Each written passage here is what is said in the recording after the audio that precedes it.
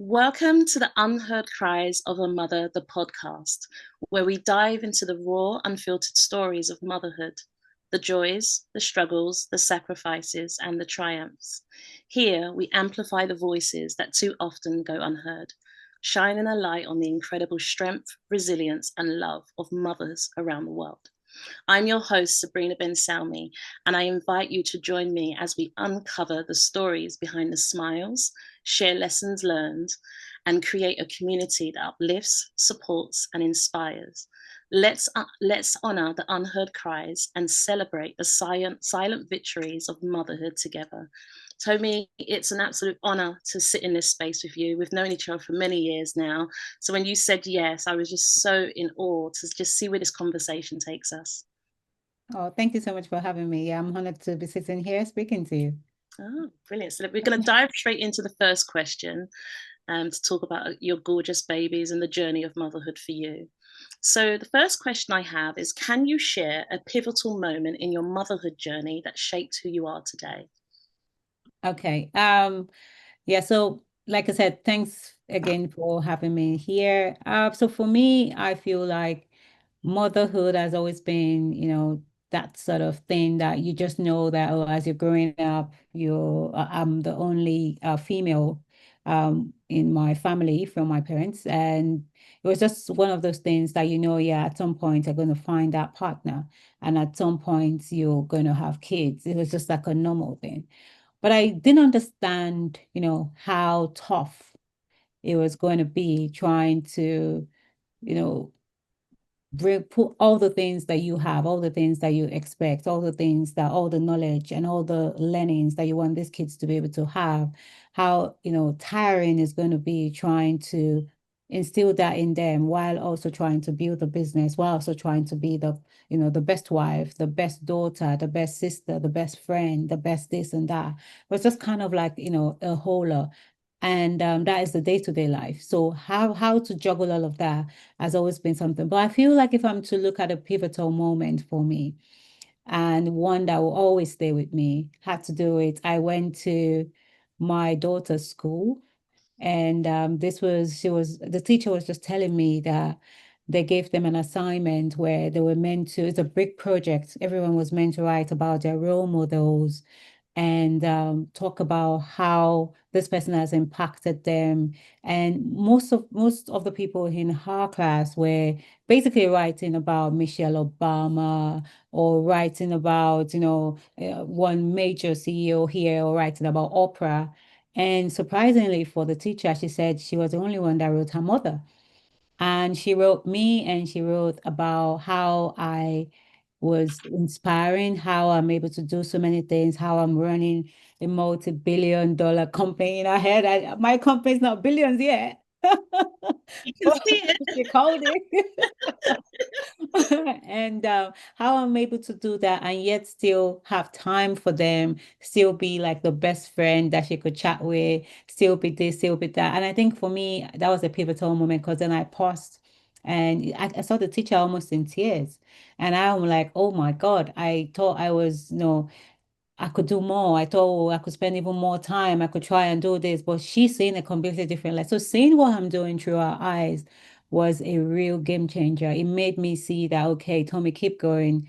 You're not doing just for yourself. You're being seen through this lens, and your kids are learning every aspect of the things that you're doing. Continue to share not only the wins, but also the struggles with them so they could understand how difficult it is to actually climb that ladder. So right now, that is everything I live for. When I have a win, we share the win. When I have a bad moment, they're like, what just happened? We share the bad moment. When, something triggers me, I'm like, I'm not in the best mood. I'll come back to you and tell you exactly what happened, but just give me some space right now. And we all understand. And so we are building all of this together. And that, for me, that day made me make that decision that I'm going to build it transparently for my entire family to see. You know, you've rendered me speechless on the first response. I have so many questions to get through, and I'm honestly struggling to speak. what I love is that you opened with the reality that it's tough. Like everything we are as mothers attempting to pour that in, it's not an easy job. It is tough. And every child's different and every person's different. Everyone's experience is different. But what I really love is obviously the obvious moment that I love more than anything is that your daughter saying, that she wrote about you, hearing that from a teacher. Everyone wrote about their heroes and you are the hero. She gets to call you mum. Like, that's it. What else do you want? Exactly. What else do you want? Like, for your oldest daughter, for you to be a role model for who she can aspire to be and leap from that. That's incredible. Like, that is so touching and heartwarming. So yeah, Yeah. that is everything. But what I also love is when you talk about the key moments, Tommie, and how you share the good, the bad, the uglies, the struggles, you're very transparent. And I think that gives the child so much more than, okay, I'm successful. And then they sort of said, well, I saw a mum be successful, but I don't really know what it takes. Whereas your children have seen the ups, the downs, they've seen you had to Mm. get up, they've seen you had to fight, they've seen when you got knocked down twice, you had to get up 40 times, right? You had to Mm. fight to get back up. And I Yeah. think that's such a sacred gift. And as mums, sometimes we're scared of showing those parts to our children. And I love that you're giving other mums permission to just say, let them see, talk them through it. If you need space, you're human. Sometimes you need some space. Yeah, absolutely. Incredible. Yeah. Really wholesome response. Thank you. The next question I have is, what part of your story do you feel has gone unheard or unacknowledged as a mother? Right. So I would say, this one is tough. So I feel like I try to to share my story as much as I can. But then, I'm in my early 40s. I've lived a different life. I actually feel like I've probably lived more than, given more than 10, 11 opportunities to actually build a different path in my life, because of the number of businesses that I've had the opportunity to create. And sometimes you have, because someone is sharing something about finance. I'm like, oh yeah, I used to be this. Someone shares something about property. Oh wow, I used to be that. Someone shares something about hospitality. You're like, oh my God, I used to own a hotel. Someone share, and then you're like, oh my God, who are you? You just have so many lives that you've lived, and I never get to, like, what could have been. I don't get to really sit down and just think about my shoulda, coulda, woulda. I'm trying to constantly live in the present. But by trying to live in the present, sometimes you forget to acknowledge some of the things that have brought you to this moment. And sometimes when sharing, you kind of like, oh, you don't have a lot of time, so you just share like some maybe highlights or the very low light, but then didn't share like some of the middle that really got the highlights and or the low light and turned it into like a real highlight for you. So I feel like there are those moments. Then I know people have told me you need to write a book. I'm like, who am I to write a book? What have I done? And then like, you've done this, you've done that, you've done. So you have those moments that you're like, people see you sometimes that, oh my God, it's Tommie. And I'm like, are you really serious? It's just me. And so I feel, but I think lately I've started to sit down to start to embrace the difficulty of actually walking this path and really seeing that some things that I take for granted that, oh, yeah, it's just me, could actually be very difficult for people to actually see that, there is one aspect of you that you're constantly smiling, but underneath that smile, there might be, things that you're going through and you just have a way to process it. And I'm beginning to appreciate the fact that maybe my way of processing you know, I, I think I made a part in 2019 when something pivotal happened that I was like, you know what, I love me. And choosing to love me just absolutely changed everything for me in terms of how I think, in terms of how I show up, in terms of how I speak, and in terms of how I see life. I don't actually take it as such a big deal. And I think that bit makes me not talk about some middle stories, which I feel at some point I probably have to write that book where I get to really like, okay, what exactly happened here? But then there's something that I started to see that, life is all about dots. And I know there is the famous Steve Jobs, speech that had the whole dots thing. But I actually really believe in that because I feel like for every aspect that you wherever you get to, some things, you're just connecting dots and dots here. There are, ways in which things that I've done in the past, I've taken some reusable skills from there without even knowing. And I brought that into, another aspect of things that I'm doing and elevate that without even knowing. Then I've taken that somewhere else. And I feel that basically shows up in where you are at the moment. And that is kind of like the story. But then if I'm to have like a void and say, all right, Tommie, what don't people know about you? What are the things that, in your motherhood story? What don't people know? I feel like there's a lot that people don't know, and there's a lot that I just try to either share the high, the lows, but then the middle is a big void that I feel should be said a bit more. I don't know if I answered. I think I went around the bush, but Absolutely, don't doubt your responses. You know what I want you to understand, Tommy? This space is you. It's your journey. It's Mhm. very sacred for you to share those aspects of you with us. So there's no perfect way of saying it. There's no right way to say it. It's just your journey. Right. And what I Yeah. love in your responses is there's so much things, so much nuggets to grasp from it. What I love, you talked about us women. We wear many hats. We can all relate to that. Sometimes people say, "Oh, you're just a mum," or "I'm just a mum." You're the doctor, you're the solicitor, you're the lawyer. Even just staying at home, you wear so many hats. And as you were talking about all the skill sets, all the experiences that you have, being a culmination of who you are today, and those transferable skills, how you tap into it and go, wow, this was my past life. I did this, I did that. And you've got so much to give. So I really hope you take heed and listen about the book. So I'm going to have to give you a nudge about that. And we've got it on evidence now. So guys, we need to encourage Tommie to share. But I think it's so beautiful the way you shared that. It really is important for us to pause and acknowledge, honor the woman who you used to be in order to become who you are today. And I think there's moments when I look back and I go, wow, I have to honor that version of me because I couldn't do what she done. There was so much I went through, or we go through in our motherhood journey. There was a Mm, part of us that we had to be then, but that part of us can't exist anymore because we had to shift. We had to grow thicker skin. We had to learn. So everything you said was absolutely beautiful. So thank you so much for that. Really, really beautiful. The thank next you. question I have is, what words of encouragement or support did you need at the time when you sort of felt unseen or unacknowledged that would have made a bit of a difference to you at that time? Okay. So I feel like, okay, so if I'm to think of a time where I feel like unacknowledged, or as a mother, is obviously in the beginning when you're just having these kids. I remember having my boy, who is now 10. I found that quite difficult because, have after having him, I think I went through like a postmortal depression. I find myself crying a lot. Like, why am I crying? What? I don't even cry. What is this? You know, I've been there. yeah, so I'm like, what am I crying at? I just found it a bit difficult. And I was happy that I had like my mom to lean on to really help me with him and things like that. But then finding yourself was one aspect that I found so difficult. Trying to find, so this is me at the back, because if anyone knows my story, I've been an entrepreneur since 16. At the time when I was having my kids, I've probably done 4 or 5 businesses.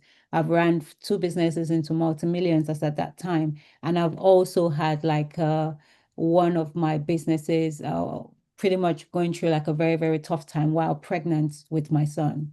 One of our, I don't know if you guys remember, CityLink went bust and went into bankruptcy. And we had like, almost a 500,000 worth of contracts unpaid during that period. So it was such a tough time. So I had all of that. I was pregnant with him when that news broke. And when I had him, it was now, what am I going back to? It was such a tough time. And so, but obviously I came out of that. And but then I was still then trying to find myself. And it was a matter of, what do I do next? What's my next play? I have this, I now have, I've been gifted with now 2 children. I need to and the way I see it is, children are blessings, but they are also, you've asked for them. They've not asked to be in here. You basically brought them here. Now you've brought them here with the help of God, and now you have the responsibility to make the best out of these children, to make them be the best version of themselves, and then release them to the world so they could actually, make an impact into the society. And that is the responsibility that I and my husband actually bear and we take very, very seriously. But in order to do that, you need finances, you need, spirituality, you need a community, you need so many things to make that happen.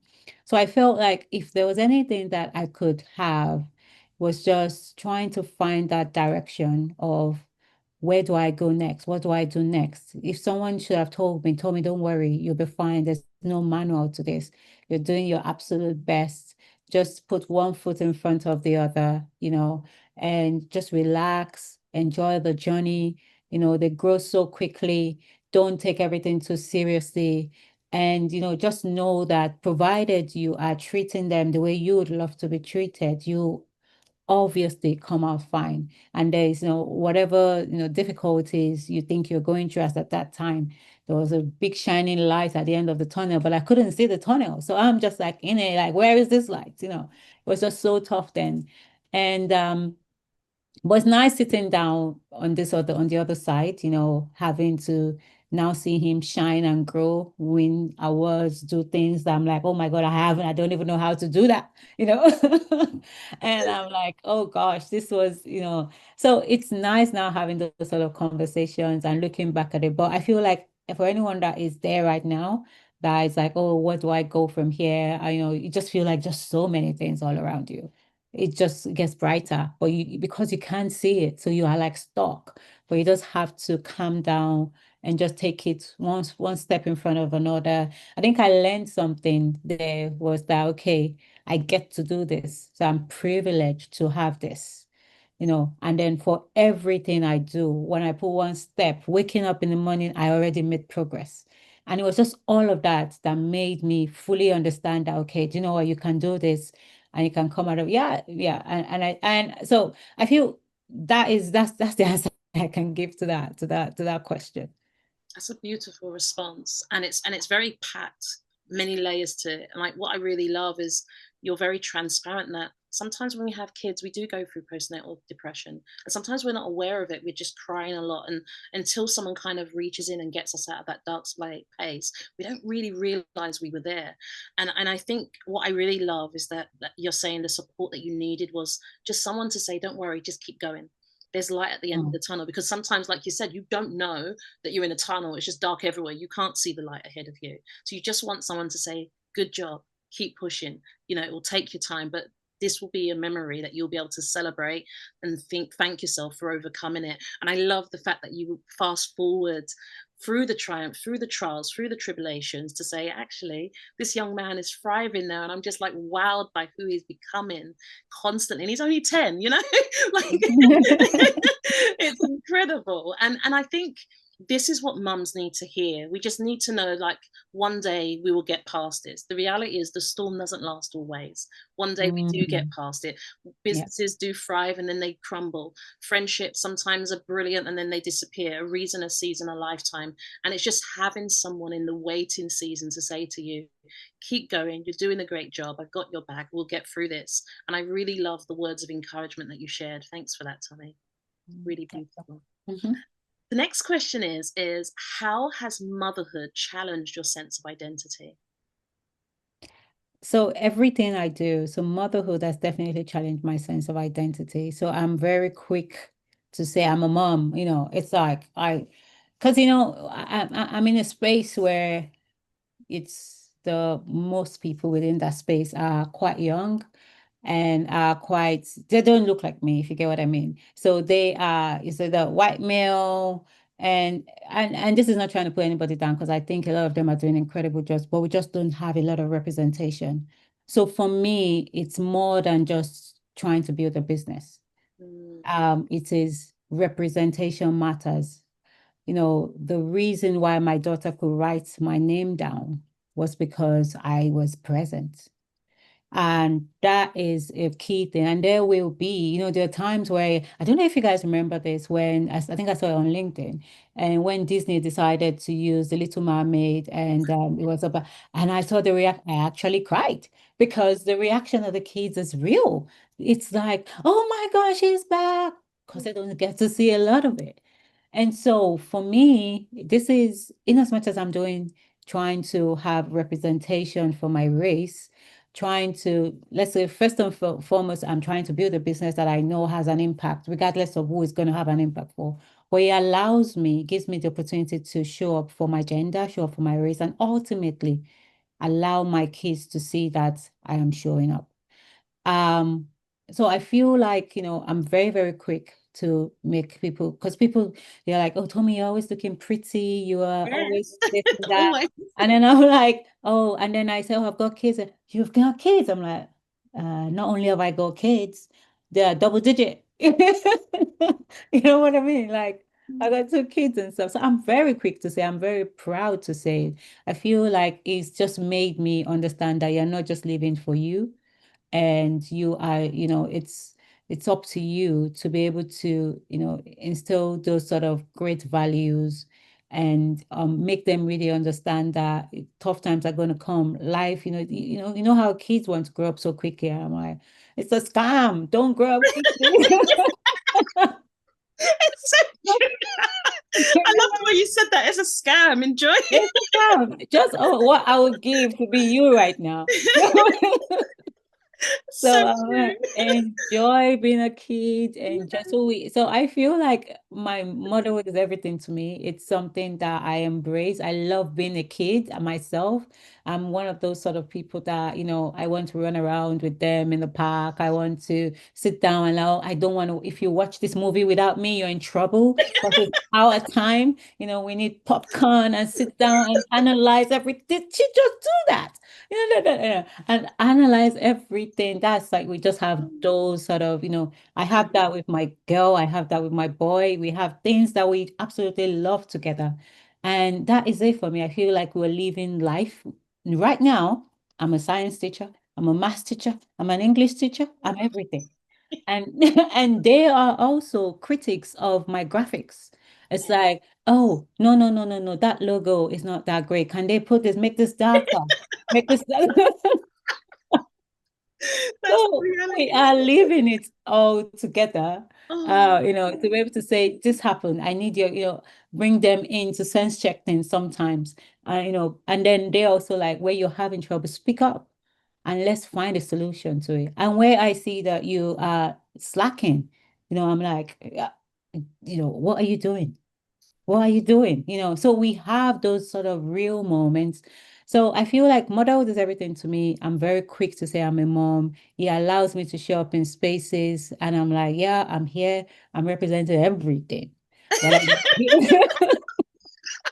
but I'm here nevertheless, and I'm doing excellent work at what we're doing. And yeah.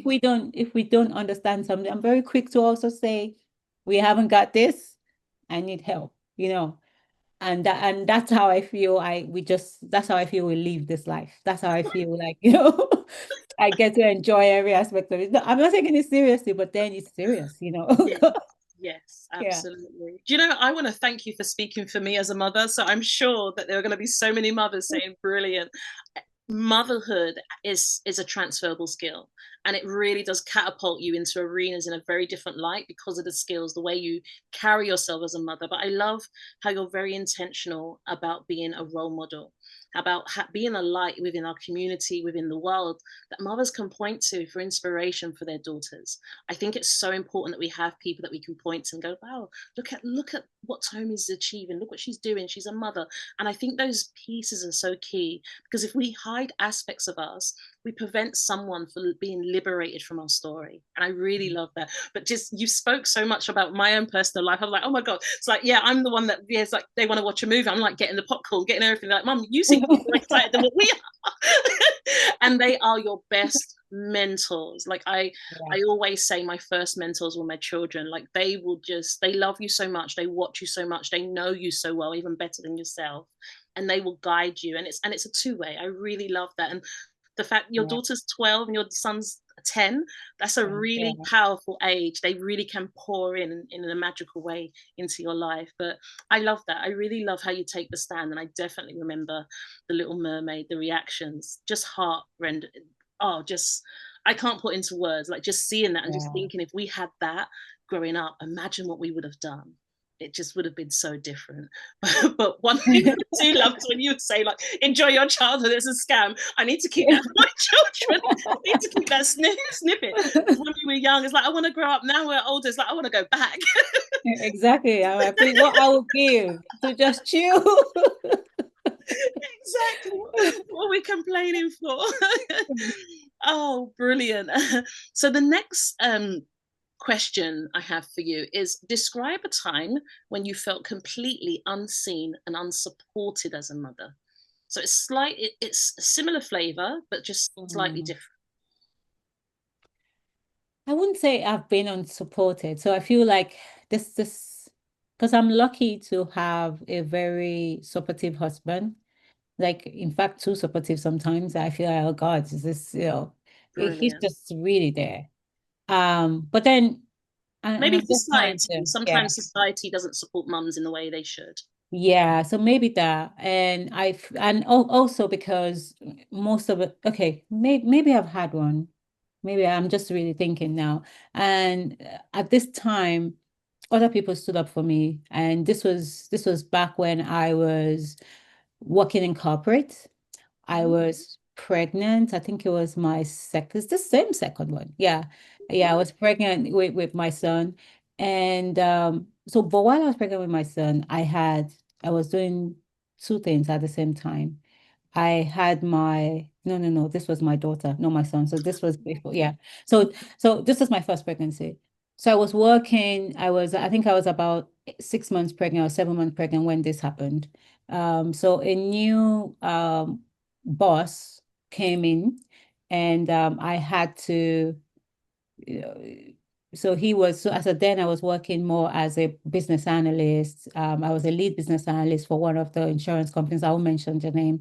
And we're working on a very, very big digital transformation project, which till today shaped the way in which that organization looks. And I was one of the key people making sure that I fully understand what the underwriters needed and making sure that we could translate this digitally so people could have an omni-channel experience. And so they brought in this guy as maybe 2 months after I was already in the company. So I was working as a contractor, and he's just used to, he's white male, but I have nothing against white male, to be fair. But then he was just, I thought he was a cool person, but he's used to working with some certain type of people, and he likes the sound of his own voice, and he doesn't like when people push back. But unfortunately, that's not me. So I was given an assignment the same way he was given an assignment. And I felt that the way he was going about it was not the right way. And I confronted him to say, I actually think I need to be in this meeting because the way you're going about this, we're going to be missing this piece out. He didn't like it. And I'm like, I get that you don't like it, but it's not about you. It's about the overall thing for the company. If we go about it the way you're saying it, how about I just check and come back to you and tell you, and then we make a better decision. And he was, kind of like grumbled. Didn't give me the permission to do it. But then I went over his head and I went to his boss when I saw him speaking to the boss. But so I didn't do it in a way that I went to talk behind him. I spoke in front of him, but now with his boss, who happens to be my boss too. You know what I mean? And I'm like, okay, this is what is going on. I feel I should be in there. And he agreed with me. So obviously he's now unhappy that why would she do that? Do you understand? So if he felt like I undermined him. And before you know what was happening, he called me aside and fired me and told me that I could leave now and still get like, is it 3 months pay, or I can't remember, is it 3 months or one month's pay?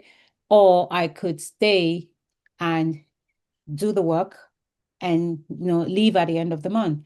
So he thinking I'm just going to say, all right, I'll leave and be at home and still get my 1 month pay since I'm pregnant. I'm like, I'm not going nowhere. I'm going to be here. I'll do the 30 days.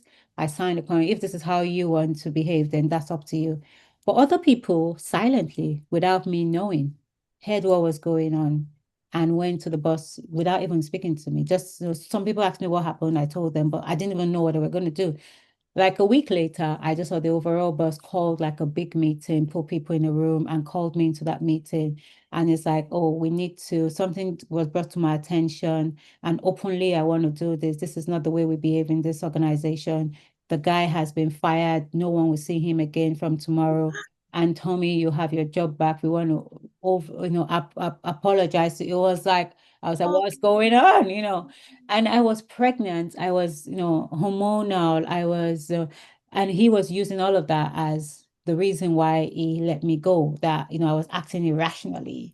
So I didn't feel supported by him, but I felt supported by people that I was like, I didn't even know how many people did this. And I just felt like, oh, wow, this is where the value of the work that you do basically just was shining through. And people are like, no, if we let her go, this project is going to set back by this number of months. They're going to lose this, they're going to lose that. She's done so much work. You need to leave that guy doesn't know what he's doing. And so I just felt so, oh wow, I'm oh. sorry. That's a beautiful story. The shock of the first part, I was like, what? So I'm really glad to hear everyone came together. And like you said, the light, the efforts of your work spoke for you, the value that you brought to the For table. me, yeah. And also the fact that I didn't take, oh, I'm going to take the money in lieu of my, of wages and just be at True, home. yes, because you could have But just left. Yeah, I it's could have very done true. that, yeah. But I was like, no, you're wrong. Don't worry. This is how you want to do it. I'll get another job, but I'll be here to show you that you're wrong. You know what I mean? Yes. And then that gave them the opportunity to support you. Opportunity. Yeah, I love that. Exactly. That's a Exactly. beautiful story. Like at first, I was like, oh, I was thinking, oh, but what a beautiful ending. Thank you for sharing that with us. Sorry, was you going to add more? No, no, no, I no, was no. like, No. yeah, I that's just, yeah, I just, beautiful. so when you say, I was like, try to remember what really happened at this time. And, and everyone was just like, touch Tommie and you're gone. I love the ending, but what really speaks is the team support. And I really love that you recognize the value that you brought to the table. Because sometimes people don't recognize what they bring into the table. It's really nice that you stood tall, you stood strong, and then people came and spoke on your behalf. And the fact that you didn't even know, like you weren't expecting that, you didn't kind of instigate it, it just happened. Beautiful. Yeah, yeah. Absolutely beautiful. Well done for you. Congratulations. Thank you. So, the next question I have is, what has been the most rewarding aspect of motherhood? Oh, everything I would say. Because I see watching them grow feels like you're also living vicariously through them, Feels like I think for me, I see, yeah, I'm one of those loud moms at the inter-house spots. The spot day, screaming, go, Brianna, go, go, go, go. All of those things are like if wherever I am in the world, because I do travel a lot, I'm like, I don't want to miss this because I need to be there screaming, and they are looking out for you because they know you're gonna be there. Um, I feel those moments are moments that, they're just memories. Yes, building memories with them. Sometimes we sit down and reminisce. And like this summer, we're not going anywhere because we have an exam to do. And we are just like, oh God, we're not going there. I'm like, yeah, but we've gone to so many places. Let's Yeah. start relieving it in our brains, and then we'll go somewhere again later. But I feel like if you as I've been saying throughout this program, the way I take the responsibility of being a mother very seriously. And sometimes I ask myself, oh God, they're still alive. They made it another day, Oh, that's so true. because you don't know what you're doing. Oh, wow. I feel like it's not like I have like they were born, there's no memo, there's no manual that you go back and say, how do I turn this washing machine? You're just going by what you believe, your own conviction, and where you don't understand things, you're trying to find help. You're trying to then see, did we get this right? And then would I say I've been perfect? Absolutely not. I've Mm, had, I am very, very flawed human being. yes. And I have moments that I'm like, oh my God, I shouldn't have done that. Mm, And but I just feel like for me, there's just so much joy in sharing my life with people and in having people that have a part of my gene. I'm like, oh my God, I created this human. It's very spooky, but but yeah, it's quite interesting. You see them acting a way. I'm like, gosh, that's me, Mm, and I know where that, I'm like, this is the bad part of me that you're actually doing. Can we not do this? Then I sit down and tell them the story of how, no, no, no, no, no, don't do that. This is how I've been trying to overcome this aspect because, mm. and then I see them do some other thing, and I'm like, you're capable of more because you could see that aspect in yourself that, I'll give an example. My daughter came home with a result. I thought the result was brilliant because I didn't get that. But then she came crying. Oh Oh, Lord, I only had two nines. I need that. I just had sevens. I'm like, you got sevens? That's an eight. Save my own head. But the girl has pressure. She feels like, oh, she's capable of eights and nines, and sevens are like, maybe just a few. But that is, she just has I know she's setting this bar for herself. And I'm sitting down looking at you, the girl. Do you know where I was when I was your age? I will be dancing if I go. oh Yeah. God, So that's so true. how do you tell her that calm Mm, down? You know, I get it. What do you think you could have done better? So mm. yeah, she may okay, then let's work on that. So maybe you actually took this aspect of your dad because your dad is the genius one. And and maybe you if you can, but then this bit, don't kill yourself over it. Let's try. Have you given your absolute best? And it's just that bit that I try to ask them every single time. If you know that you're slacking and you could have done more, then what have you done with all the gifts God has given to you? Because you're going to have to account for that. Yes, And but if you know that you've done your absolute best, then please don't kill yourself, you know? So yes. I try to balance it out. And I know this is not popular. This is not something that, especially coming from a Nigerian background, yeah, like, what are you saying? Told me everyone has to get A's and nines. And I'm like, I want a well-rounded child. I'm not looking for a child that is like all nines. I'm happy that, and I'm lucky that I have kids that are quite brilliant, but that is not it's not the goal. The goal is I want a happy child. I will take every time you laugh, every time you smile, every time you're excited. I'll take that over, every time because life is not all about success. And you could be like, the top of your class, and you could still be very sad in life, So that is what I try to show my children. That's what I think motherhood means to me, because I feel like they need to see that you could like fashion, and we do makeup, and we do our hair, and we do, we're girly.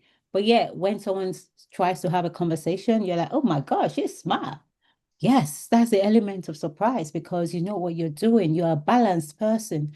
And you're like, oh gosh, oh, your nails, but you could play tennis. Yes, we do tennis, girl. You could do, yes, we do it because we can. If we have the skills, and if we don't know how to do it, we try to develop those skills if we have the opportunity to do that.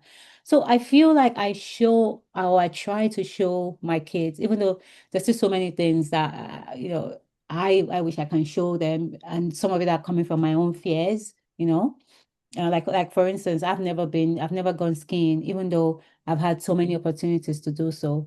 But I'm like, please don't be me. Please don't be me. There's a ski trip you're going, girl. Because you know what? That is where the deals have been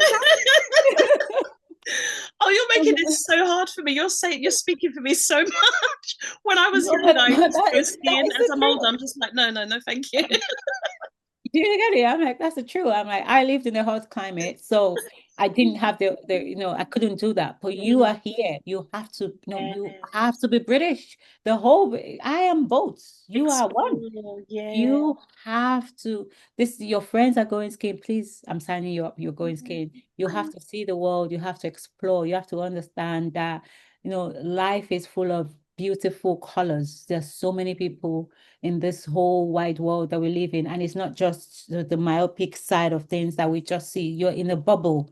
So sometimes I try to make them see and bust that bubble that, yeah, it's like, yeah, some people live this way. You are lucky to be able to live in a particular way. But then trust me, it only takes 3 months of no pay and you're here. So it's that reality that I try to sink into them, that that's why, because sometimes they're like, oh, it's 10 p.m. Can you just come and let's watch this thing? And I'm like, no, one last meeting, and then we're able to do this. But the reason is, if I don't do that bit, then I don't get to give you this bit that you want. And I will really want to give you that bit because I feel like that is going to help you when you're shipping you out and we're like, come and leave our house. I need my husband now. Can you go?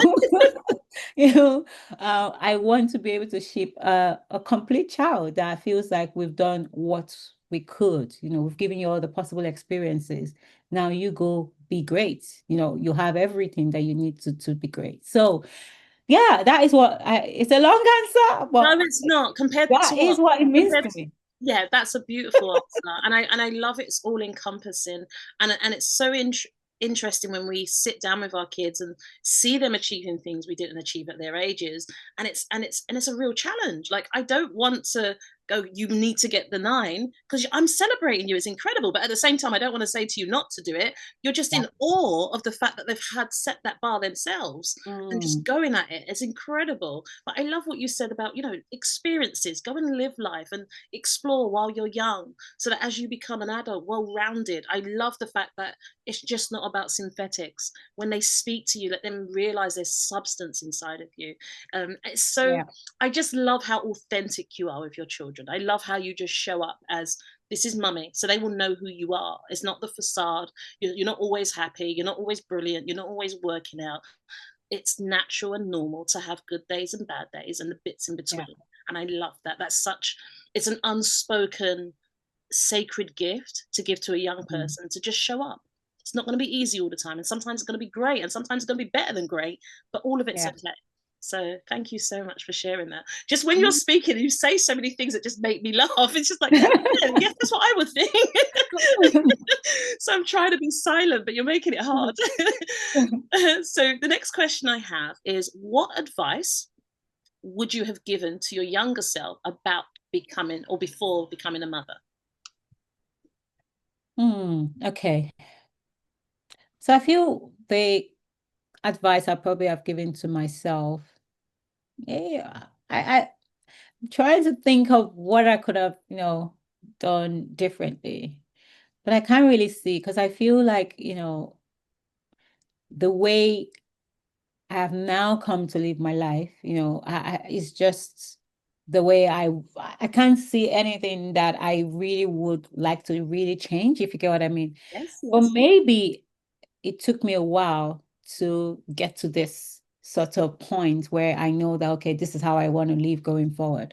And and I think it's probably taking things very, very seriously in the beginning. So if I'm going to give myself any sort of advice, is when you become a mom, you don't have to change you know, Yeah. you don't have to change you. You have to remember that Tommie is still there. Don't dim yourself. Otherwise, you're just going to resent the whole of, the kids, your husband, your family, and that is just not a good way to live. And I know a lot of women, we try to, because we juggle too many things. It's crazy. It's very true. It is. It's just so much. And now I get to like, nah, what is wrong with your 2 feet? It's a Sunday. Go get yourself. I'll give you an example. I remember when my kids were 5. And if I don't feel guilty, that's another thing. Oh, that's one thing that I'm happy that I just kind of like know myself. And I know this is not everybody. And for those people that can do the superpower and everything, I hail you. But that's not me. You know, it's just, yeah, I'm one of those people that when they were saying, what are the options of having a baby? And when you have to give birth, how can I do it with less pain? I'm like, epidural, please, can I put it on my forehead? That I need to have this. I don't need no trophy. Do you know what I mean? I'm not for any of that. That is not me. So I know my pain threshold is very low.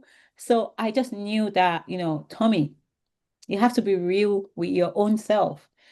That I appreciate people say, oh, water beds, it makes it very easy and everything. But I'm like, I don't think I have the courage to go through that. And just because I know myself, I'm like, I am those type of people that just a little thing, I'm like, my hand is bleeding. I need something So because of that, I knew I had to just have something that numbs the whole thing for me.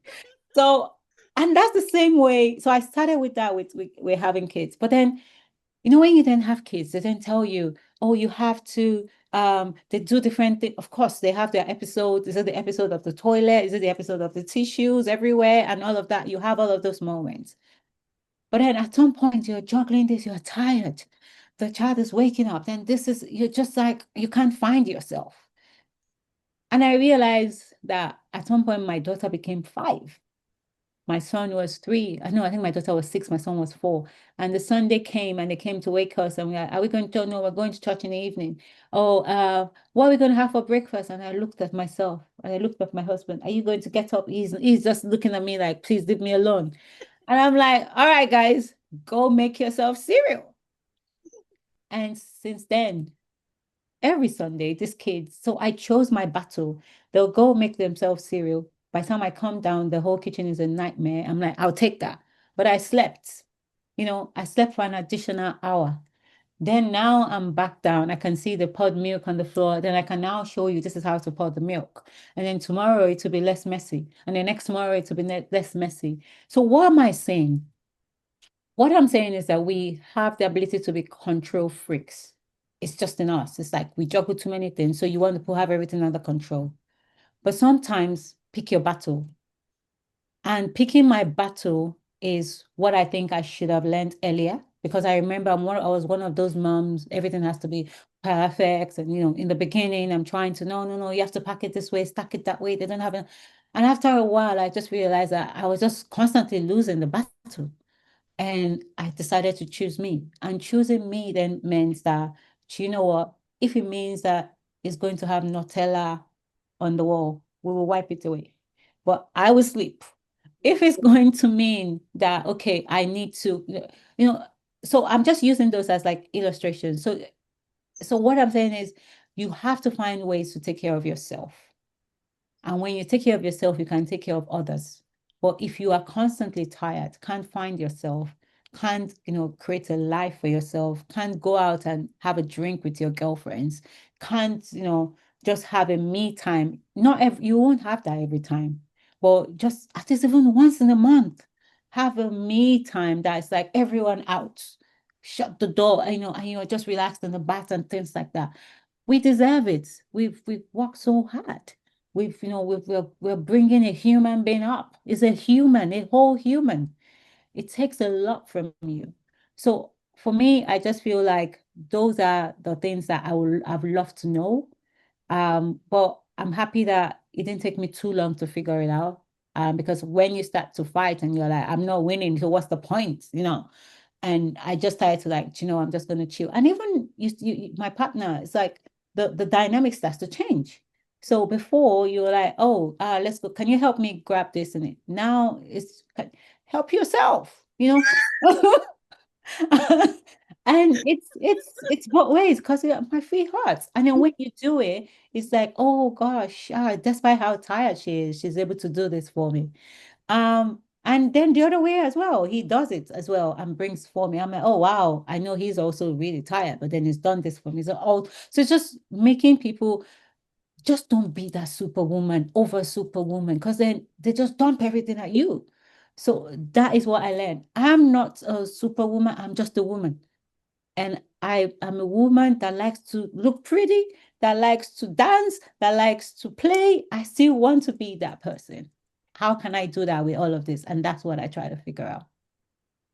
That is such a beautiful message. And what I'm hearing from everything that you've shared is choose you from the start. teach people how to choose you and what you serve in the relationship, in the motherhood journey. And I think it's so sacred what you've said. And I know that the listeners are going to get so much value, because I think early on in motherhood, we are encouraged to be the superwomen.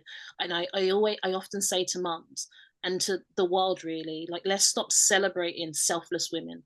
Stop celebrating the sacrifice of a woman to burn out. Stop celebrating that she does everything for everyone and she's holding on by a thread to her own lifeline. I think we need to be very mindful of what we push out there, because we have women that are sleep deprived, not malnourished, they're dehydrated.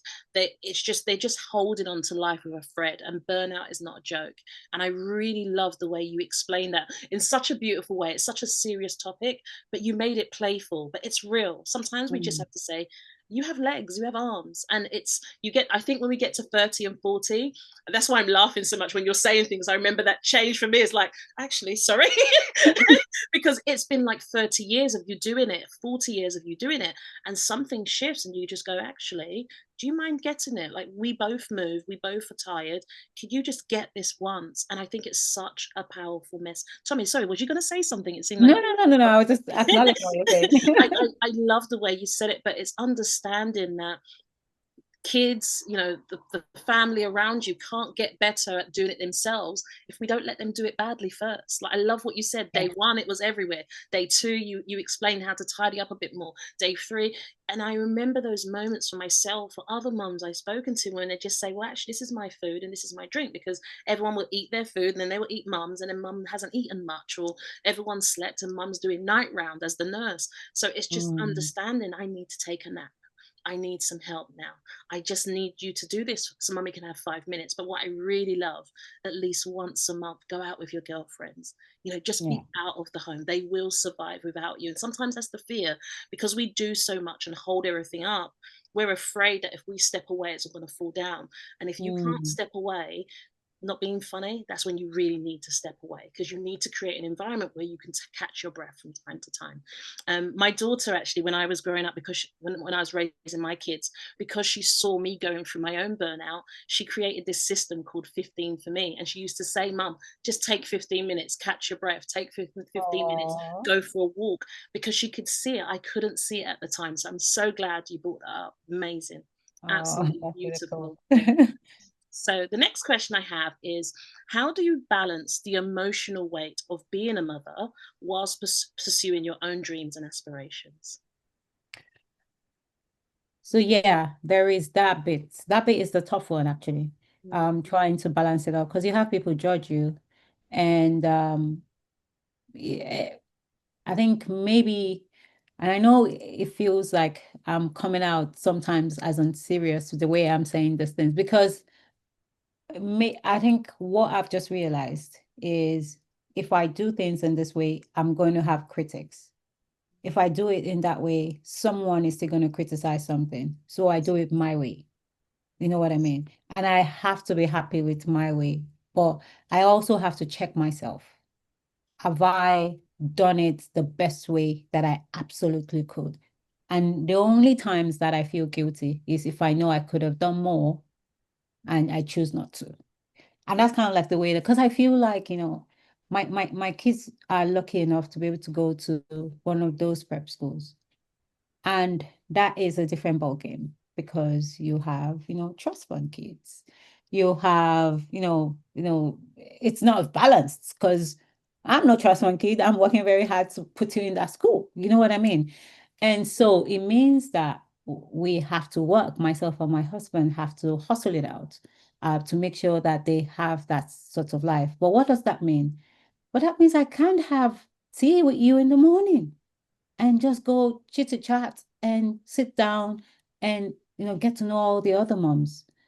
So sometimes what does it also translate into other things, and this is where you feel you have like some emotional baggage that you think you're carrying with this, or like you're guilty of something. And I used to feel that. Sometimes I still feel that. And this is where you're like, okay, yeah, I need my son to have more play dates. But if I'm the parent, if I don't know the mom as much as possible, I'm not letting my son go to that house. And so I have to find a time to make sure that I get to meet the parents of the kids that my son is fun to play with, or my daughter, regardless of which. So I have to be, I have to find time for that lunch date. I have to find time for that dinner. And it's very tough when you're trying to be, the best employee and the best employer, the best wife, the best this, the best that, and you're trying to juggle running businesses at the same time as doing all of this. So it's just been super, super tough.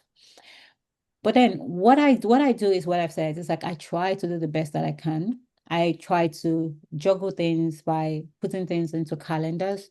I try to look at the months and I'm like, okay, this is important to me. So Tommie, you have to try. And I try to then make sacrifices, say no to some things because I need to say yes to this because this is now very important. So, recently, it's like, okay, being a football mom as well, I know how hard that is. That's 2 days in a week. You have to do the Saturdays training and then the Sunday playing the football.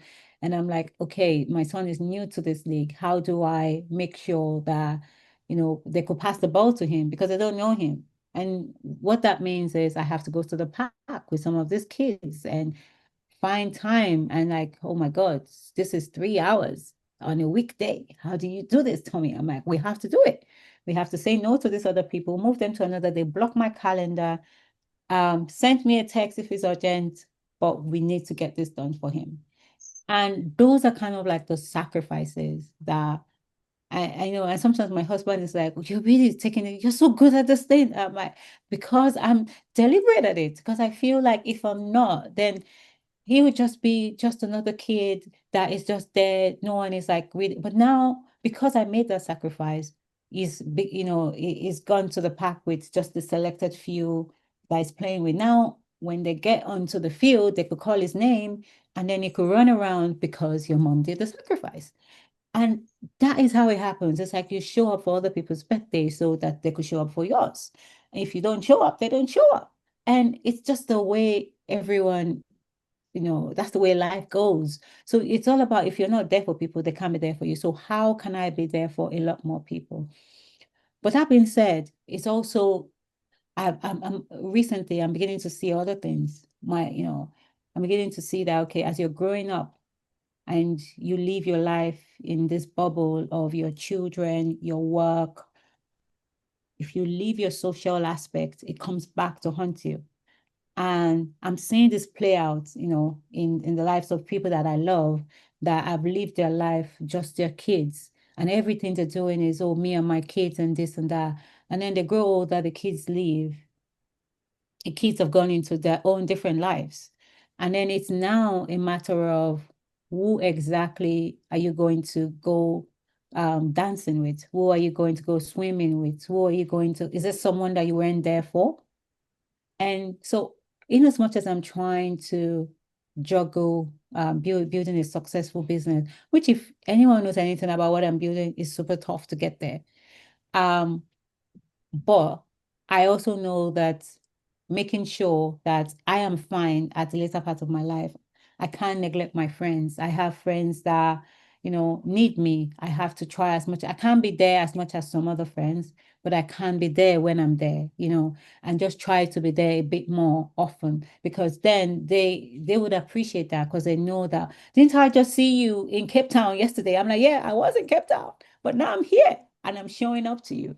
And that is like things that people like basically cherish. And I do the same as well. Like I said, for my kids, it's like, yeah, I want to know your friend's mom. So you and your friend can become closer so that they could see that, oh, you come from a good family, you're well brought up. And so they'll be more comfortable for you to be able to have them. So it's trying to do that. And it all comes down to time. That's the time, like I said, money is not is not the biggest value we have in here because you can't go anywhere with that.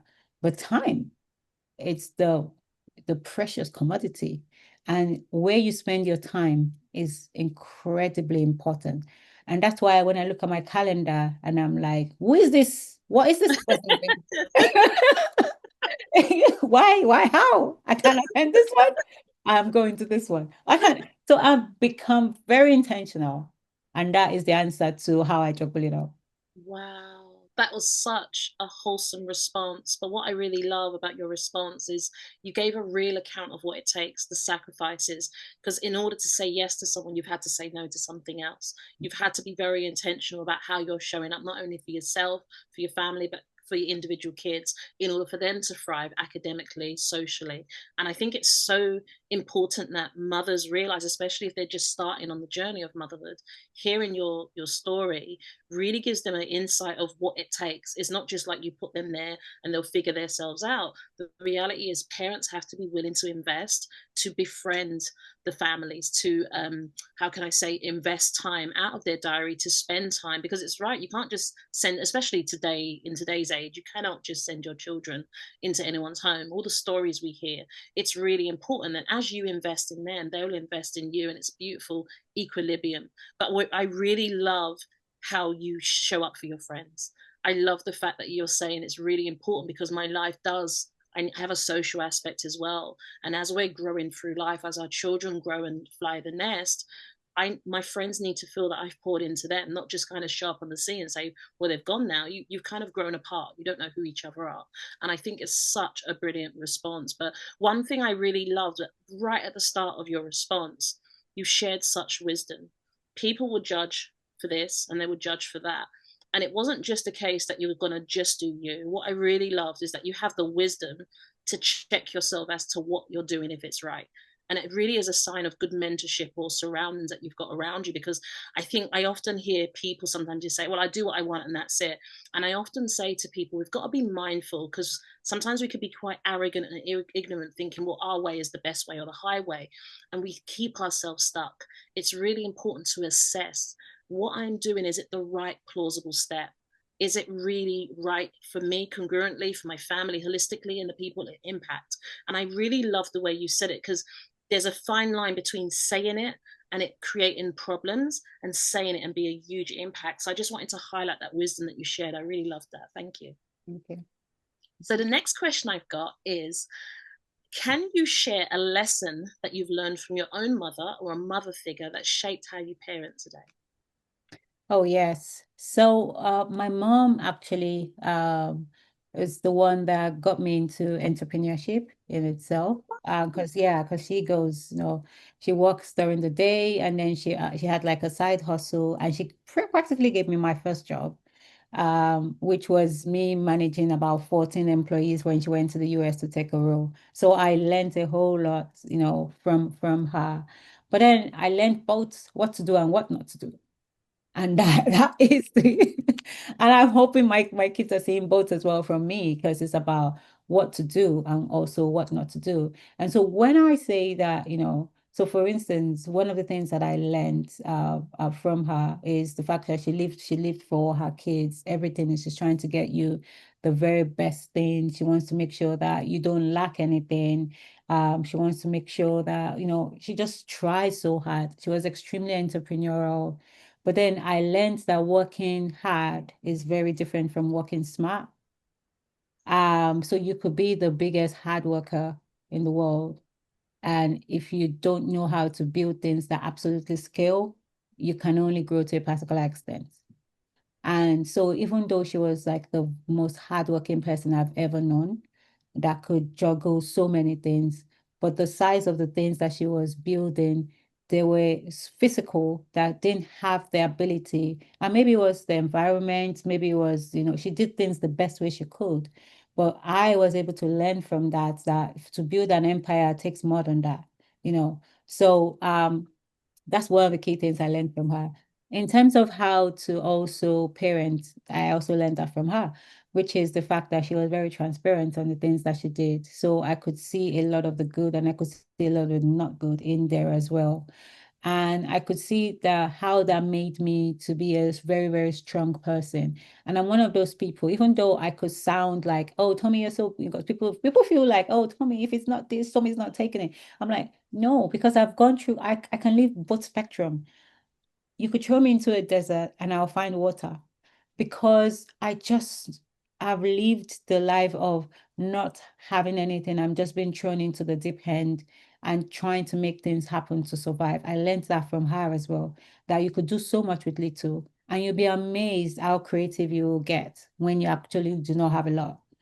And there's so many things other than money that can actually build things, because your integrity is one of the most solid things that you have.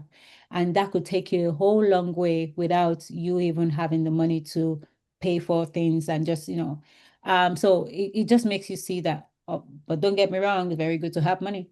But it is just the fact that you could have all of that and not have the greatest currency, which is your values, your integrity. And, people, it's not, you're just not worth that. You know what I mean? You're worth a whole lot more when you have very strong values and very, if Tommy says A and you get there, it's not B, it's A. If she says she's gonna be there, she's gonna be there. That is, you're bankable. You're dependable. People just know that I learned that as well from her. So if you can't do something, just come out and say you can't do it. And even if you thought you could, and then it happened you can't, then quickly say, I actually thought I could do this, but now I can't do it anymore. Pardon me. People will appreciate that than you just not turning up. So I learned all of that, and I try to parent with that as well in the things that I do, because sometimes you overestimate your own abilities, and then you quickly realize that, oh gosh, I haven't got it. And then you have to quickly adjust and make the people that it could affect know that. I also learned from her treating people the way you like to be treated. Um, I learned that as well. And that becomes my motto in every aspect, even as an employer. If I say something out of, I've said something and I quickly regret it, I'm quickly coming to you to say, I'm sorry, that I spoke that way, or I'm sorry that this was a bit harsh. I didn't choose my words correctly. This was exactly what I was trying to say. And knowing fully well that you're a flawed person yourself, everyone is chasing perfection. No, there's no human being that is perfect. So be very quick to apologize when you find yourself that, So I learned those things from her. But then I also learned, in terms of and maybe this is a cultural thing, because she grew up in a different sort of culture that, you're extremely, when you have your husband, super submissive, you have to do this, your husband's wives are your friends. I mean, your husband's friends' wives then become your friends. And to then have a circle outside of that then becomes very difficult, because you don't have the time to spend. And I think that is one of the strong things that I've learned that makes me hold my girls very seriously, and hold my own, because it makes me understand that, nah, you're going nowhere. My girls are my girls. Yeah, you have your guys. I like the friends that you have and your wives, but if our value happens, they don't have to be my friend. If our values happen to be aligned, then absolutely, But if not, then it's okay. But then I know the ones that are going to be my ride or die, because we've been through thick and thin together. So I learned all of that. And I'm still learning from her, the different things to do, and the different things that, oh, you know what, Tommie, she didn't do this bit well, and I can see how it's serving her right now. Learn that right now so that you could do better when it's your turn. So yeah. Wow. You Mhm. have so many lessons. And what I love is that you close by saying, I'm still learning from her now. I love that. It's like this never ending learning. We never stop learning in life. But some of the key factors that I really want to just touch on for the listeners is life is about the integrity of how we show up as character in our character. And I love how you said it was bankable. We can make money again, we can lose money and make money, but we can spend a lifetime building trust and authenticity and our word having weight, and it can take a second to break all of that. And I love, love, love that you're speaking into it's the quality of our character that really defines us. It's the lasting memory that we leave in each other's minds. And I think that's so sacred. Like in every aspect of what you've said today, there's this authenticity, there's this transparency, there's that my word is my bond. Like if I say I'm going to be there, I'm going to be there. Like if I promise I'm going to show up, I'm going to do my best. And sometimes I'm going to fail. I'm not perfect, but if I fail, I'm bold enough to stand up and say I'm so sorry, it wasn't intentional, let's try again. Like absolutely beautiful response, really beautiful. Thank you.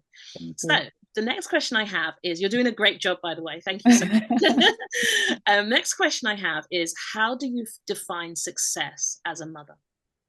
Hmm. So I feel success for me is being able to wake up every day and be surrounded by people you love and they're happy and you could really see that they're happy, you know what I mean? And that makes me automatically happy.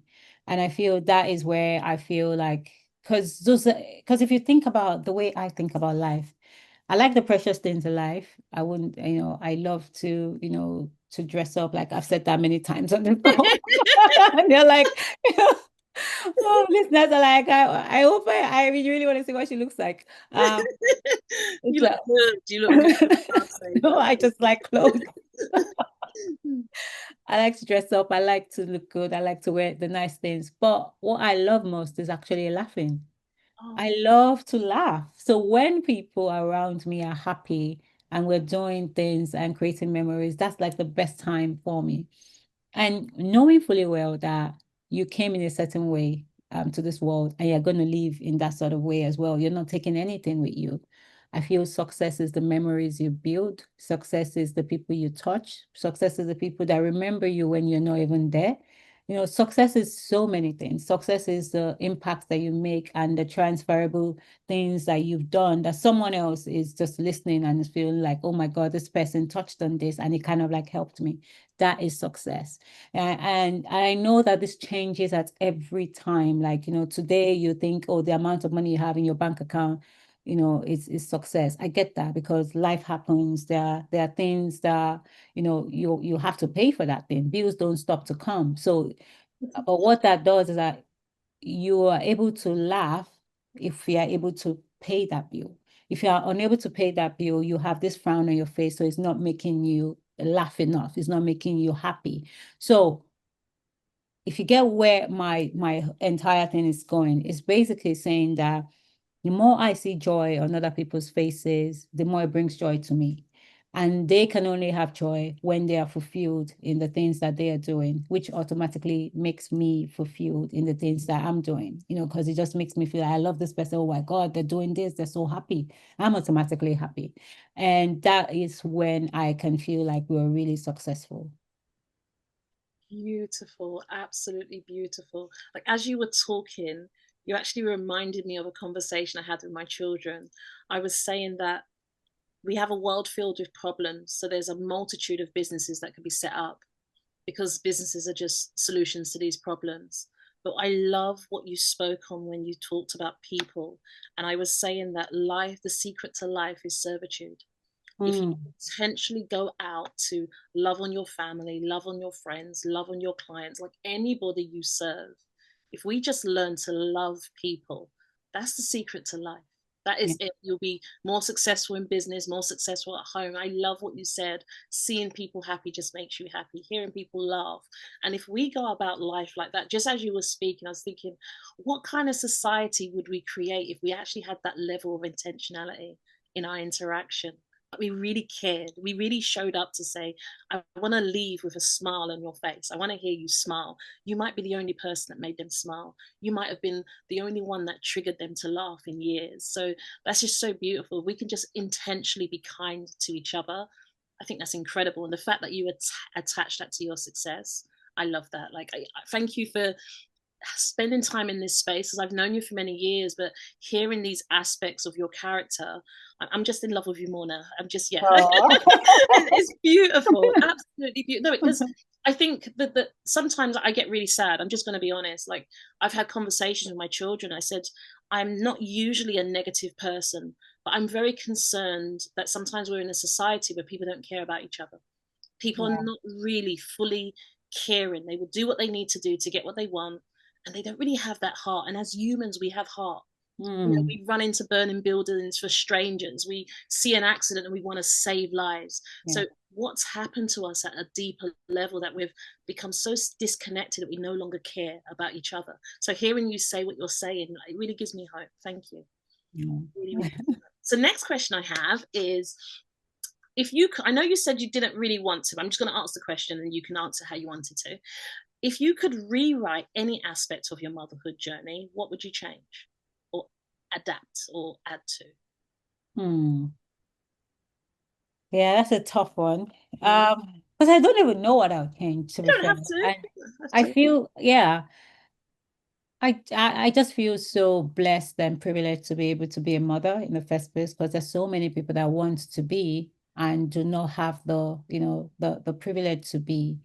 So I see that as a gift. I see that as it's not a gift or something to just take for granted that, oh yeah, you just have kids. Like I said, they didn't ask you to come. You brought them here. You know They what I remind mean? us that. Yeah, so yeah. I didn't ask to come here. So yeah. So and I feel like how will I put it? I feel that I'm in a privileged or opportune way to give them the best life that I can. Now, that being said, there's a big caveat to that, because it's not easy giving them that life. It takes a lot of, and it's still taking a lot. There are times when you're looking at your bank account and it's like, how am I going to pay this bill next week? And then something just miraculously happens. And then there are times where you're being dragged as well. Your bill is late. And I'm like, calm down. All of that is still, you're creating all of that to make this human being, a better person, giving them all the possible things that you can give to them if you can, all the things that you can give to them. And I'm also very quick to say, if the situation changes and I can't give you this, you just have to know that I love you. And I've given you the absolutely, the best thing that I can as at the time that I can. And so if I'm to look at my parenting journey, is there anything I'll change? I can't really, I feel like I'm living it the best way I can. And I'm checking myself, to make sure that, okay, I'm not being complacent in this way, because sometimes you catch yourself being like, but really you should have gone to that. You were not doing anything yesterday. You know what I mean? And just checking yourself in that sort of way. Can I do more? I'll try, Can I be there a whole lot more? I'll absolutely try to do that while juggling every single thing. But in doing all of that, I can't lose me, because that is very, very important. I'm someone's child, and at the end of the day, I was brought onto this earth for a purpose as well. And that purpose is not just to bear kids, it's to fulfill something. And that also has to be lived. So it's trying to live every aspect of it while being a mom, making sure that my kids know every single day that I love them and I'll love them regardless of anything. And making sure that, I'm showing them how to live, a purposeful life, that, okay, you can understand that the way you came is the way you're going to live. You're not taking anything with you, but what do you do with your time on earth? That is the only thing we're here for, to be fair. What exactly do we do on the time on earth? You want to live a luxurious life, then work hard and work smart, achieve good grades, and hopefully that gives you a path to achieving that, to getting that sort of life. Oh, and maybe you fall down and you're trying to find yourself up. All right, yeah, mistakes happen. I've fallen many times, and and then I've picked myself up. How did I pick myself up? These are the things that I did to be able to pick myself up, and then you're learning from that. So would I change anything as being a mom? I don't think there's much to change, but I think that I will continue to, to check myself and make sure I don't get complacent, to ask for help where I can't do everything, to build a support system around myself and my children, knowing fully well that it takes a community, and to strengthen them, as much as I can, making sure that they understand that God has brought us into this world for a purpose, and allowing them to find that purpose is my job as a parent, So that's the answer to that. I'm glad I asked the question. I'm glad I asked the question for you to give me that response. It's so, so true. You touched on so many things, but the humility that you're teaching, being humble to your children, I think that's such a beautiful walk through life. We're all walking each other back down this journey through life, and it's a short journey.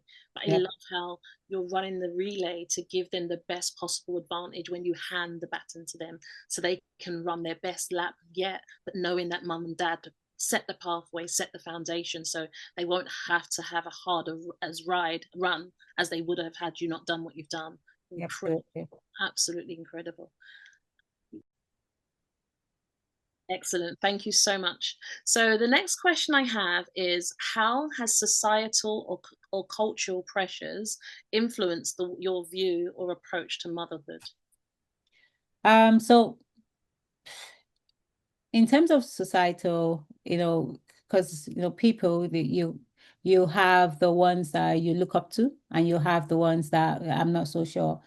Um, so I feel like I just try to, learn from the ones that things that I don't understand, and try to see, oh, okay, I like what this person has done here, and take the learnings from that and try to see how you could use that in parenting. And then there are also things that, oh, the other way, oh, I'm not quite sure. Are my kids doing that? Let me double check. And but then we're living in a time where it's a brand new time. Every time, I'm sure our parents said the same thing, and like, oh, it's a brand new time. But this time around, they are living through the whole AI aspect of things, the whole internet. I remember, if I have to see a friend when growing up, I have to go, call their landline and tell their mom that I'm coming, and then I have to then make the journey. Now it's like very, very different. So how do we parent in this time? How do we make sure that, despite what's happening within the society, it's very scary, the amount of things that they could just get so easily with a phone. It's very, very scary. So being aware of the danger that the society can bring up upon your kids, or my kids, making sure that I'm aware of that. And that being said, I'm going to raise my hand to say, I'm not with them 100% of the time. So I don't know what he's watching um, on that laptop. But I try as much as possible to, make sure that, okay, yeah, their protection, they're making sure that, okay, yeah, this is the things that you, as much as I can, the things that you're seeing, and then getting them to talk to me, speak to me about, what they are seeing, what they're experiencing. Oh, tell me, so what did you watch today? Or you saw that, why are you watching someone play Roblox? Why are you not playing it yourself? Oh, yeah, yeah, I played, but then I'm watching, but why is this fun? And then I try to explain, then I try to sit down, watch with them, and try to experience it as well. Mm, So I'm like, okay, maybe this is fun, but don't you think that, giving them like a structure where, yes, you could be a kid and still watch this, but then I feel like you need to study and do this bit. You need to go out and do this thing. You need to spend some time. You need to take a nap. You need to do this, you need to do that, and allow them to then create a structure with that. And where they're not like, following the structure that even they have created, making them see that, but you promised, and now you're not doing it. What kind of a person do you want to be? Making them see that, there is consequences, and trying to, take away things where possible. And all of that is what we're doing. Everyone is learning from this. Nobody has got it figured out, because we are living in a brand new era. But you're just trying to I think the transparency of it is where I feel like I want my kids to be able to come to me and tell me about things. Will they tell me about everything? I know at some point they wouldn't. But as of right now, are they telling me everything? I still don't think they are. But they're telling me, enough for me to be able to, make them see that this is the path to follow. Yeah. exactly. That is a really good answer. I totally agree with you. We are parenting in a different time now, which brings up different challenges. But like you said, you have the channels open for communication, and that's what's most important. Mhm. Moving on to the next question. So, what role has community played in your journey? Has it been a source of strength or something that you struggled with? Oh, community is everything. I feel like because I'm originally Nigerian, so Nigerian British, and Nigeria, we grew up with, it takes a village to raise a child. You can't even go out and say, I'm going to do that. Oh, you're hiding from your parent. You're not just hiding from your parent, you're hiding from your neighbor, your parents, your auntie, your uncle, your uncle's uncle. And it's the same thing here. So we tried as much as possible to also show them that sort of community aspect. Like when we're going on holidays, we have like groups where we're going with other families. So they are like, they're very quick to say, Uncle this, Auntie that. Everyone thinks they're related. You're not related, but then it's like, you know, because everyone is watching out for everyone. I can't see, my friend's kid walking about. What are you doing? Come here. Where's your mom? Exactly. Hey, so I feel, and I expect them to do the same. So community has been a very, very important part, because it makes you even know things that you don't know. because someone within the community is going to like share things, but at the same time, community has its own, its negatives as well. Because if you overshare, then you can make someone else feel like, oh yeah, so it's just trying to balance it out. But I think it has more positives than negatives. It makes me feel like, yeah, we have four eyes on them. However, now with the community aspects, we probably have 100 eyes on them. And that is just going to help them know that it's not just mommy and daddy that they don't want to disappoint, but then there's auntie, uncle, Yeah, grandparents, sister, all that together. I love that. It really does take a village to raise a child, Mhm. definitely. Next question is, how do you cope with the guilts and doubts that come with motherhood? Yeah, so I think this question I think I've answered this earlier. There's a lot of doubts, and I know that I am very quick to understand that it's not like a washing machine that has a manual. So you're absolutely doing the best that you can. But the way I try to cope with it is just basically checking myself as well and knowing when, all right, Tommy, you can do better here because you obviously have flaws. But then but no one is living your life. That is what I've beginning to see, because sometimes you watch things on TV and you're like, oh gosh, if only I could have that life. Never, because having that life, you don't know what it comes with. It Exactly. comes with things that they're not showing. It comes with, you could have, you could be able to fly a private jet and then someone is slapping you in your house and you can't come out and say all of those things. So what am I trying to say? I'm trying to say that my situation is my situation. And I understand the fact that yeah, I want some things to get better and they're not, I can't do that right now. I'm able to try. I'm able to give myself the liberty to say, okay, yes, I messed up here, and what can I do to be better?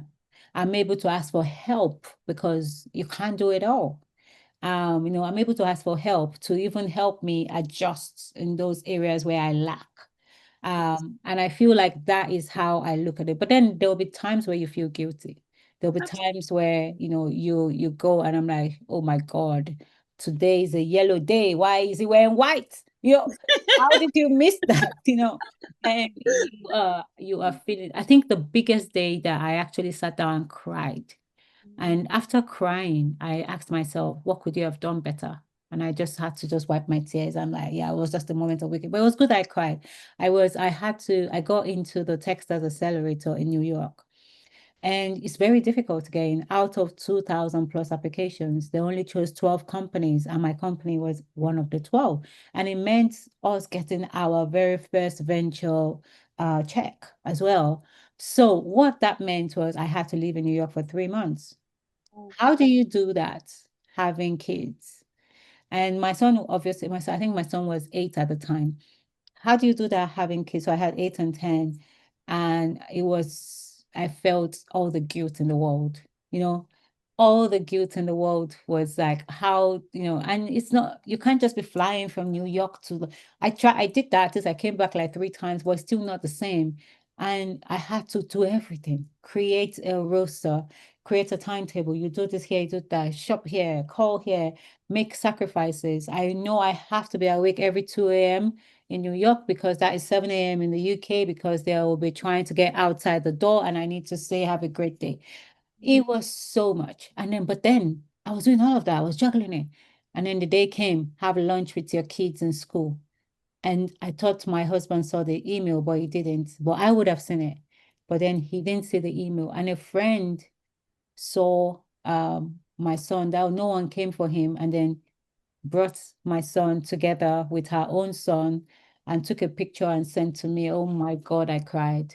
I cried. I was like, why is his face like that? They didn't give him extra cream on his face. He's so pale on this side. He looks so sad. Oh, and I just had a meltdown. But then, those moments happen. And I was like, okay, yeah, did no one put cream on his face? Oh, do you want to fly and go put the cream on his face? No. Why are you here? I asked myself the question. I'm here for him. Okay.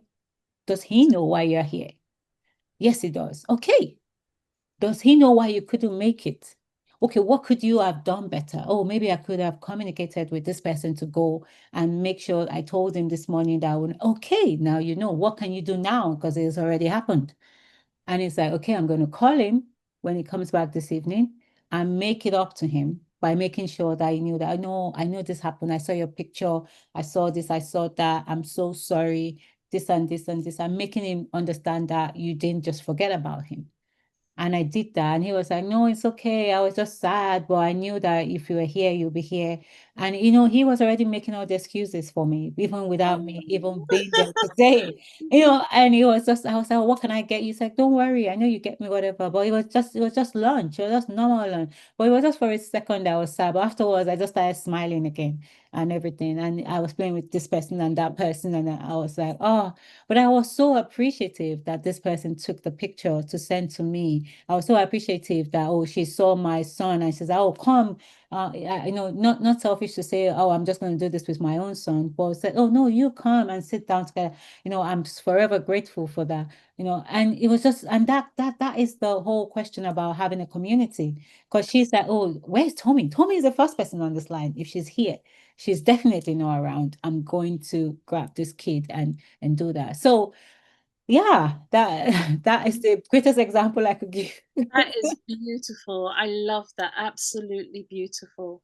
So I'm going to go straight into the next question. Next question is, what do you wish people understood about the emotional labor that mothers carry?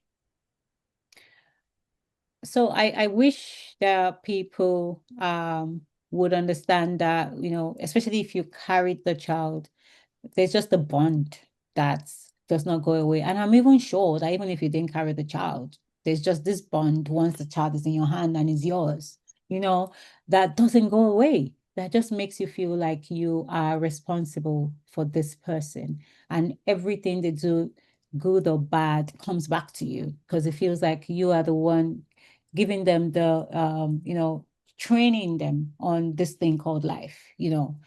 And I feel like sometimes when you see, and I know that even myself, I probably said those statements that, oh, yeah, someone is a super mom and trying very, very hard to do this and that. And it's just because of the love. It's just, they just don't know how to hold it back. It's just so much. And you're trying to juggle everything together and you're doing it just the best way that you know how to. So sometimes I feel like, society probably don't understand how hard it is, especially the opposite sex, because they just don't get it. That how hard it is, trying to be you, trying to be this mom, trying to make sure that because they are basically like a replica of you. And even if not identical or anything, because in terms of the way they behave, it's like this is how they're only doing things that they've seen. Remember, they came in, they don't know anything. It's all about what has been taught to them, either the school you took them to, the places you exposed them to, the people you exposed them to, and even the things they exposed themselves to, but under your care. So all of that, it's a lot of pressure. It's a lot of weight. And it's a so sometimes I feel like, society might not just be fair to women, understanding that, I'll put it, you can't just be yourself after having a child. And you're meant to come back to work in 6 weeks, or you're meant to come back to work in 3 months and just become that same person again. It's very difficult. I tell my employees that have gone ahead to have kids, I have a one-to-one with them before they go. Like, your life is gonna change. Let me tell you what's gonna happen. And and they're like, I see them say, "Oh, I appreciate it." I'm like, you don't understand. I'm about to tell you that I know you think you're gonna come back and you're gonna do this. I'll do this one. I'm like, I'll be here waiting, but let me just tell you, when you come back, it's just different. And I pray that you'll find that strength to be able to still do the things that you want to do. But don't beat yourself over if you can't do it immediately. There will be that time when you can. Just know that it's a new season. And that season, you have another thing that you're carrying that you just didn't know. When they were in your tummy, it was even safer. Now that they're a human being running up and down, it's like they have needs. And the first person they cry to is you. And so it's very tough. And I feel like society can be, just have to, I don't think society understands that enough to know that women carry a whole lot of baggages. And sometimes, and it shows in every aspect. In tech, for instance, we still receive the less funding. You still have, even though I've never been asked this question, to be fair, but I've heard female founders say, people ask them, how old are your kids?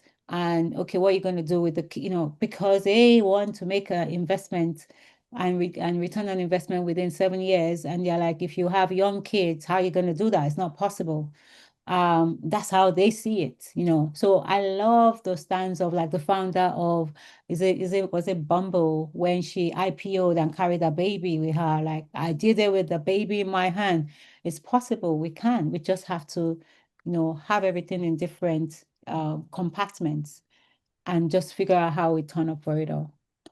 Thank you. Thank you, Tommie. That's really wholesome the way you responded to that. So much wisdom shared. And it's so true. We're not going to be the same after motherhood. It does change us. And sometimes we're not aware of the change. And society does need to learn to be a lot kinder to mothers, definitely. So, what legacy do you hope to live and leave behind for your children?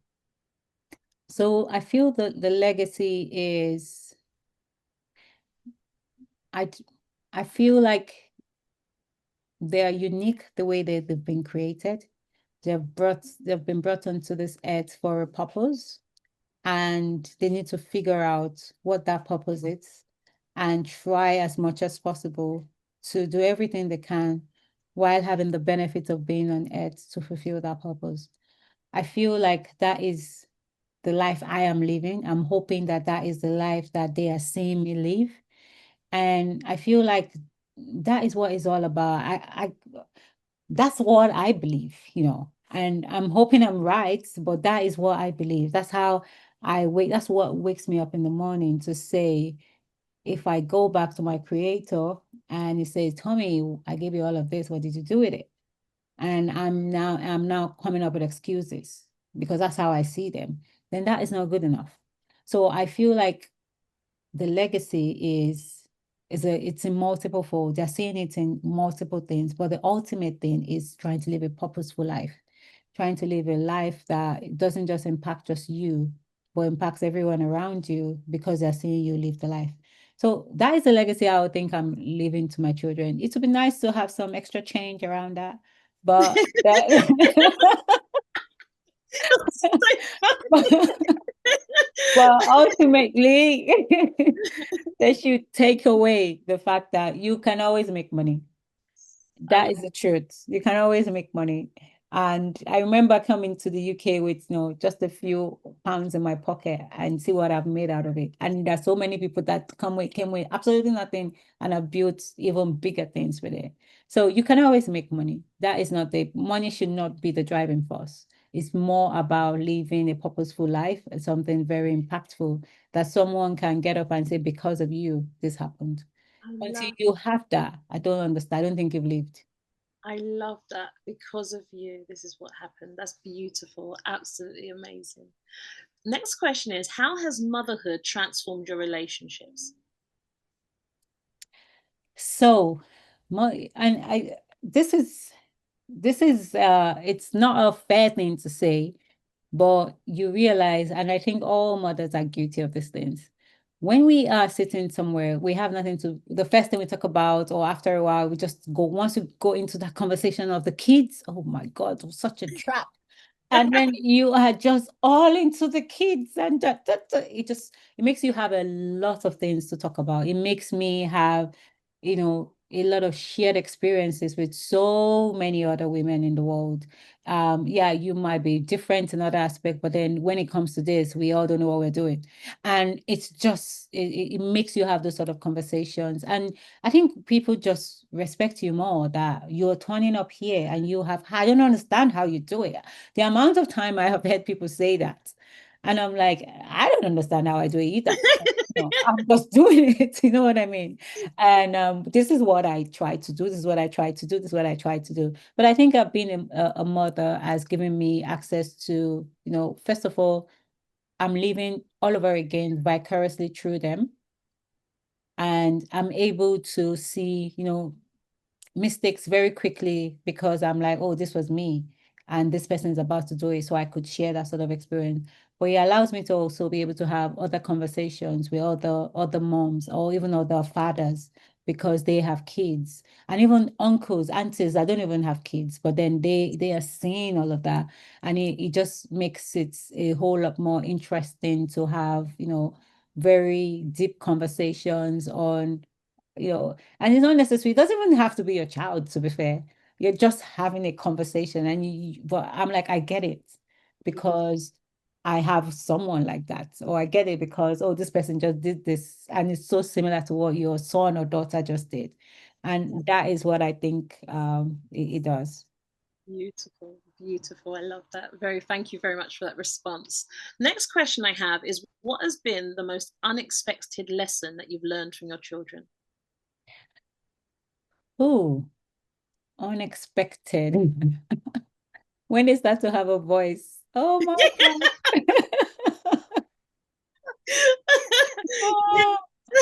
Oh, so because there's some things that I knew they were always gonna say because yeah, so because I grew up in Nigeria, so I have my accent is very weird. So some Nigerians would say you don't quite have your full Nigerian accent, but yet I don't have a British accent. So I kind of like in this middle.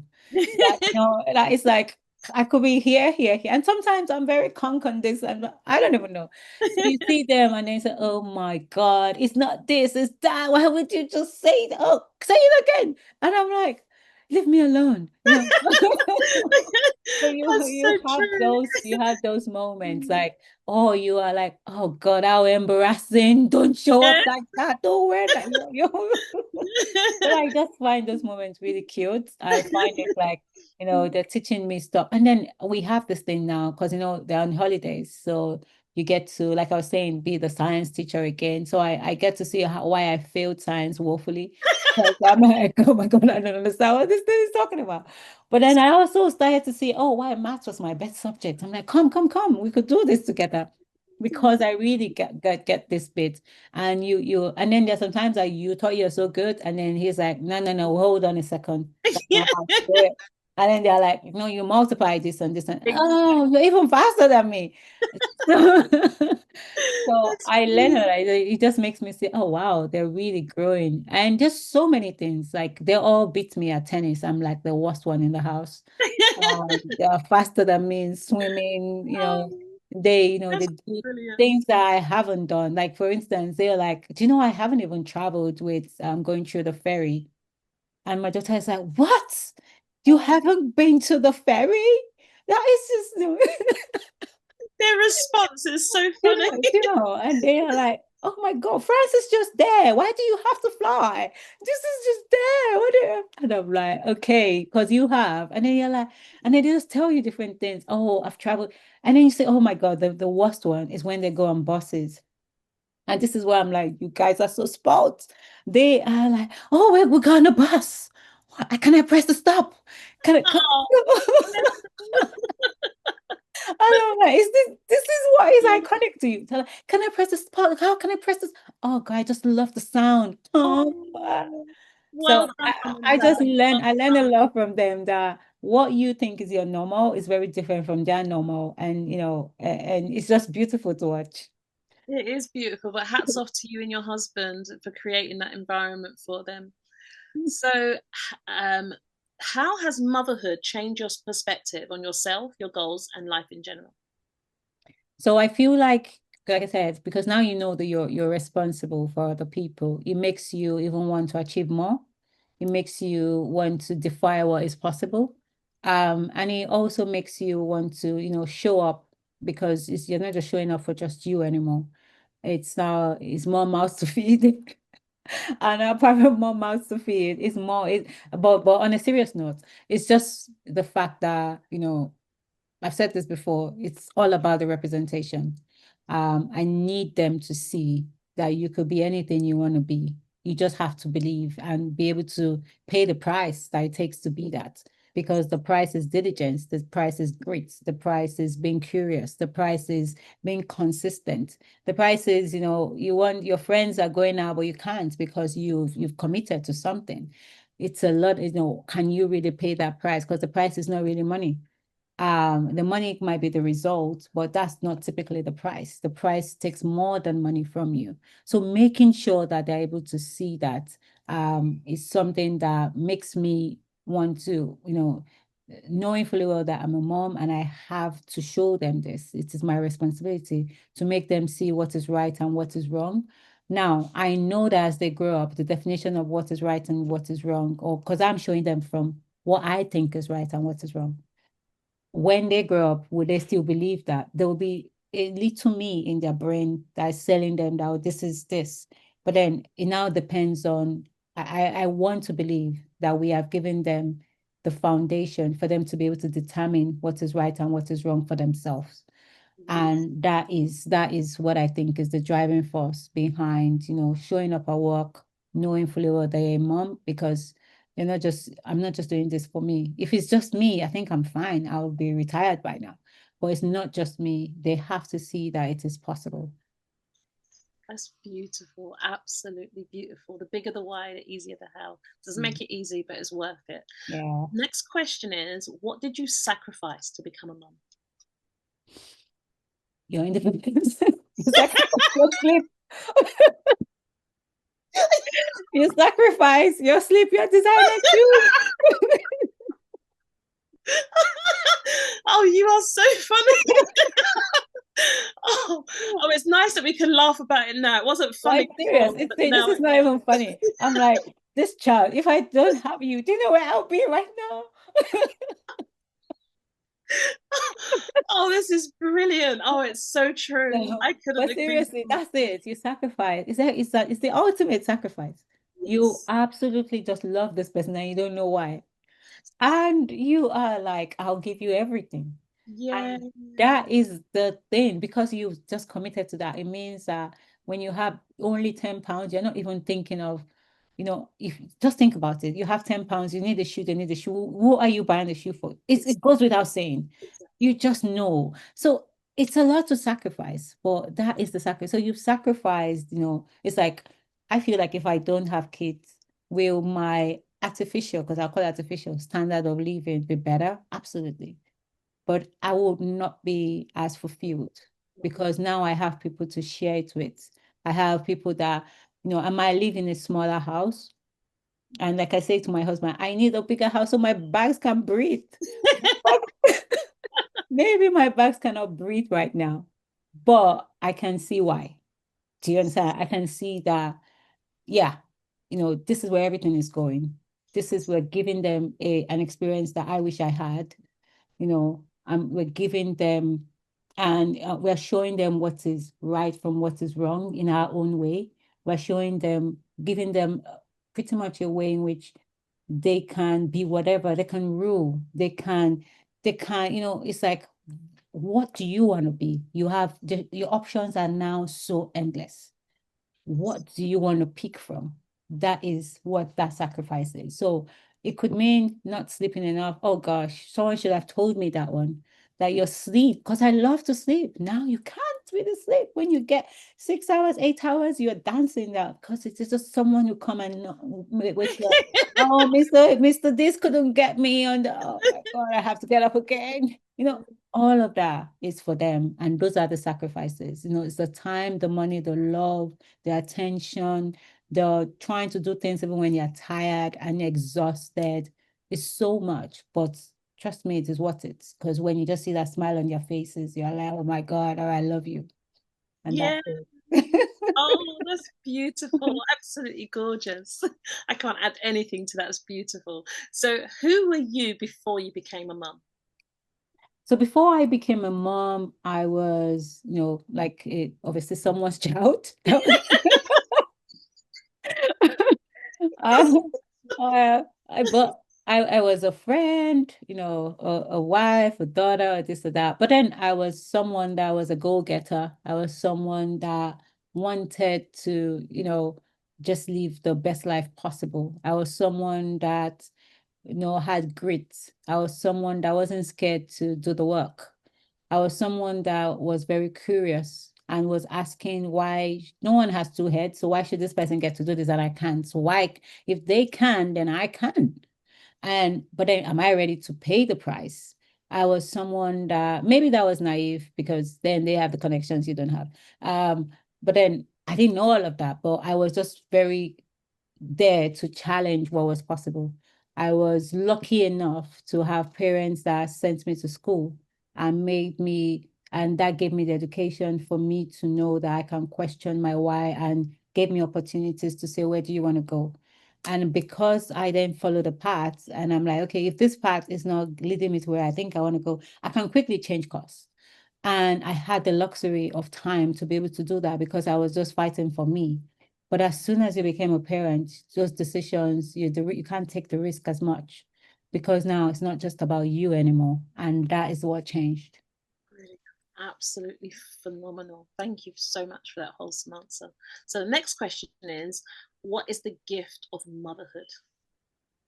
I think it's the ultimate gift of love someone that loves you back, hopefully. Um, it's a it's a it's a very special gift. And like I said, I'm very lucky because I know I'm lucky to be able to have this gift. Is a gift that so many want and many can't. So it's not something to take for granted at all. It's a very special gift. It's a gift that you have someone to live life with. You have someone to nurture. You have someone to share, it might change, but you have someone for you to be able to nurture and tell them this is right, this is wrong, and have someone to build like bricks with. You It's whole. yeah, it's such a gift Yeah. that it's a very, very dear gift that you can't, it's not something to be taken for granted. It's the ultimate gift. That's what I'll say. That's beautiful. It's the ultimate gift. So I've got a couple of trivia questions because you've done an amazing job so far. So Okay. the first one is, if your children were to write a book about you, what would the title be? Workaholic. That wasn't hard to figure out. It No, came out straight away. You have to tell them about the title, see what they think. they'll tell you the workaholic mom. Oh, beautiful. Ask them, it'll be interesting to speak to them, ask them for a subtitle, see what they come up with What for will come up? Yeah, true. you. What's your funniest mum fail moment? Funniest mom fail. Oh gosh, there's a lot of failures. Which one? Yeah. Uh, oh, they will be the one to tell you that one.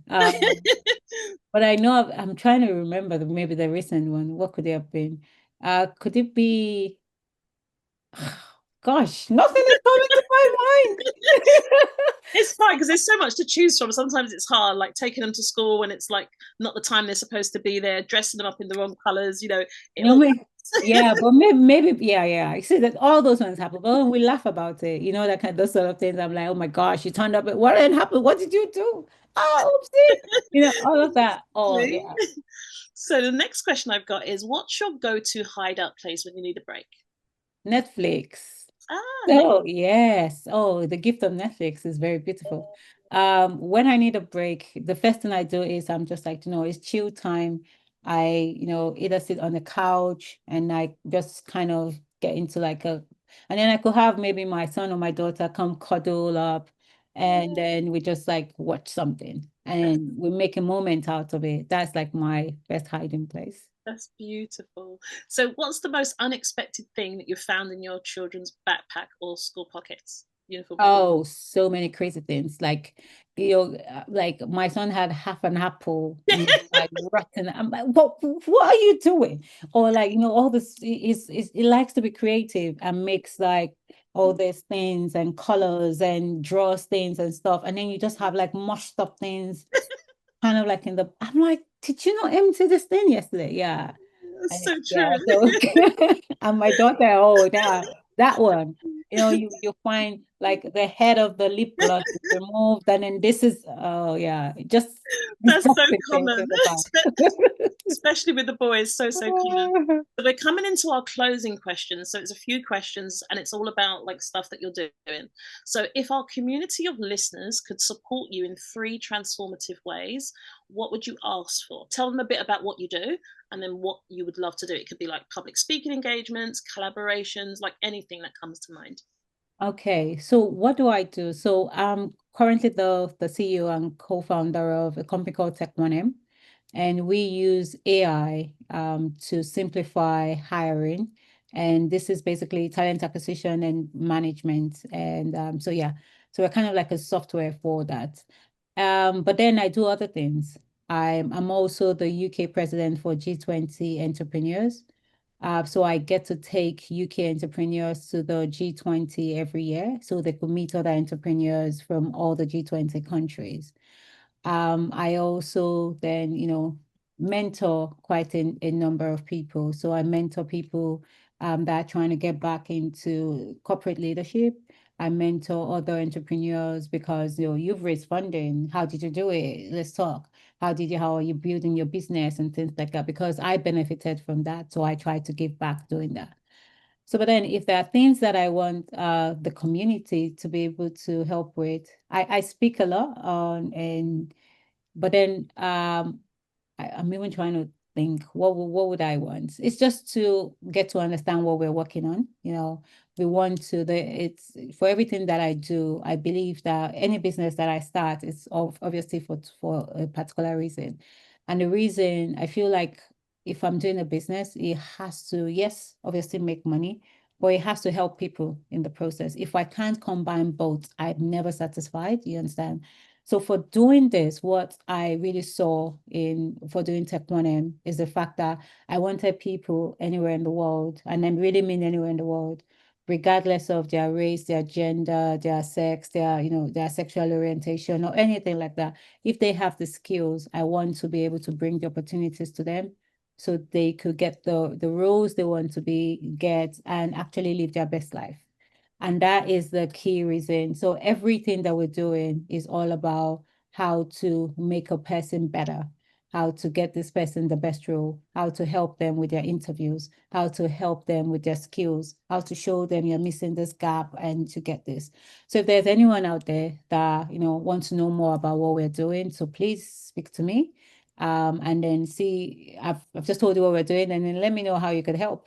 It could be help with connecting us with companies that want to use our software to hire. It could be connecting us with recruiters that want to be able to engage with us so we could help them hire more people.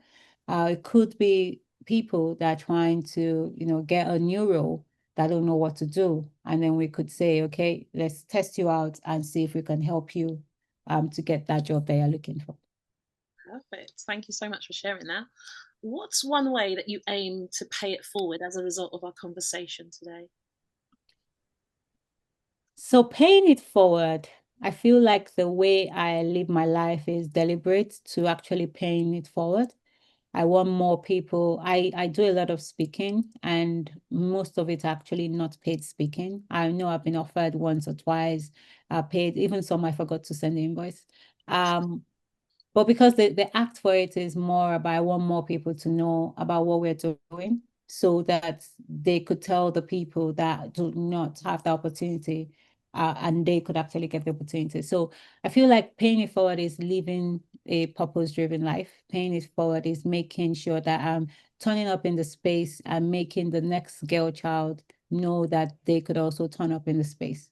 And then the next black boy knowing that, being black is a gift and and making sure that we just like you could do this is STEM. I mean, STEM is not, and I don't even know how to build rockets. I don't even, and science was not my best subject. I'm just trying to say that you could do anything. That is what I want to pay it forward. I want to pay things forward by making sure that you just have that belief in yourself that you're uniquely made and you're brought on here for a purpose and you will find that purpose and you will live that purpose. And then what you do while you're doing that is also to pay it forward so someone else sees you doing it. So you don't have to dim your lights. You know what I mean? Like that is how I believe So sometimes I might be too much. Yeah, if it's okay, you don't have to follow. You could just keep going. But then but then, dimming your light doesn't help anybody. It makes people not see that this is possible. So I feel like that is my way of showing it. But then what can I do better? Is to not only share the wins, but also try as much as possible to share the struggle. I don't think I'm doing enough of that. I think I need to do more of that. Brilliant. Thank you so much. Thank you. Thank you very much. So, how do you hope sharing your story on our podcast will impact others? Yeah, so I'm hoping that there's one thing that someone has picked out from here, even if it's just one person, that's good enough. So knowing fully well that, it's just there will be someone that is very similar to me out there. And then there will be someone that maybe one aspect of my life is where you currently are, or it could be, there's just something that I shared that really resonated with you. I feel like, then you're now saying that, all right, it's not that bad. There will be someone that feels like, oh my God, they're doing it so wrong. And then now you're finding out that, you know what, you're actually doing it okay. It's not that, it's not that, no one has it figured out. I think that's what I'm trying to say. That if we all have it figured out, don't we all be perfect? But then perfection is impossible.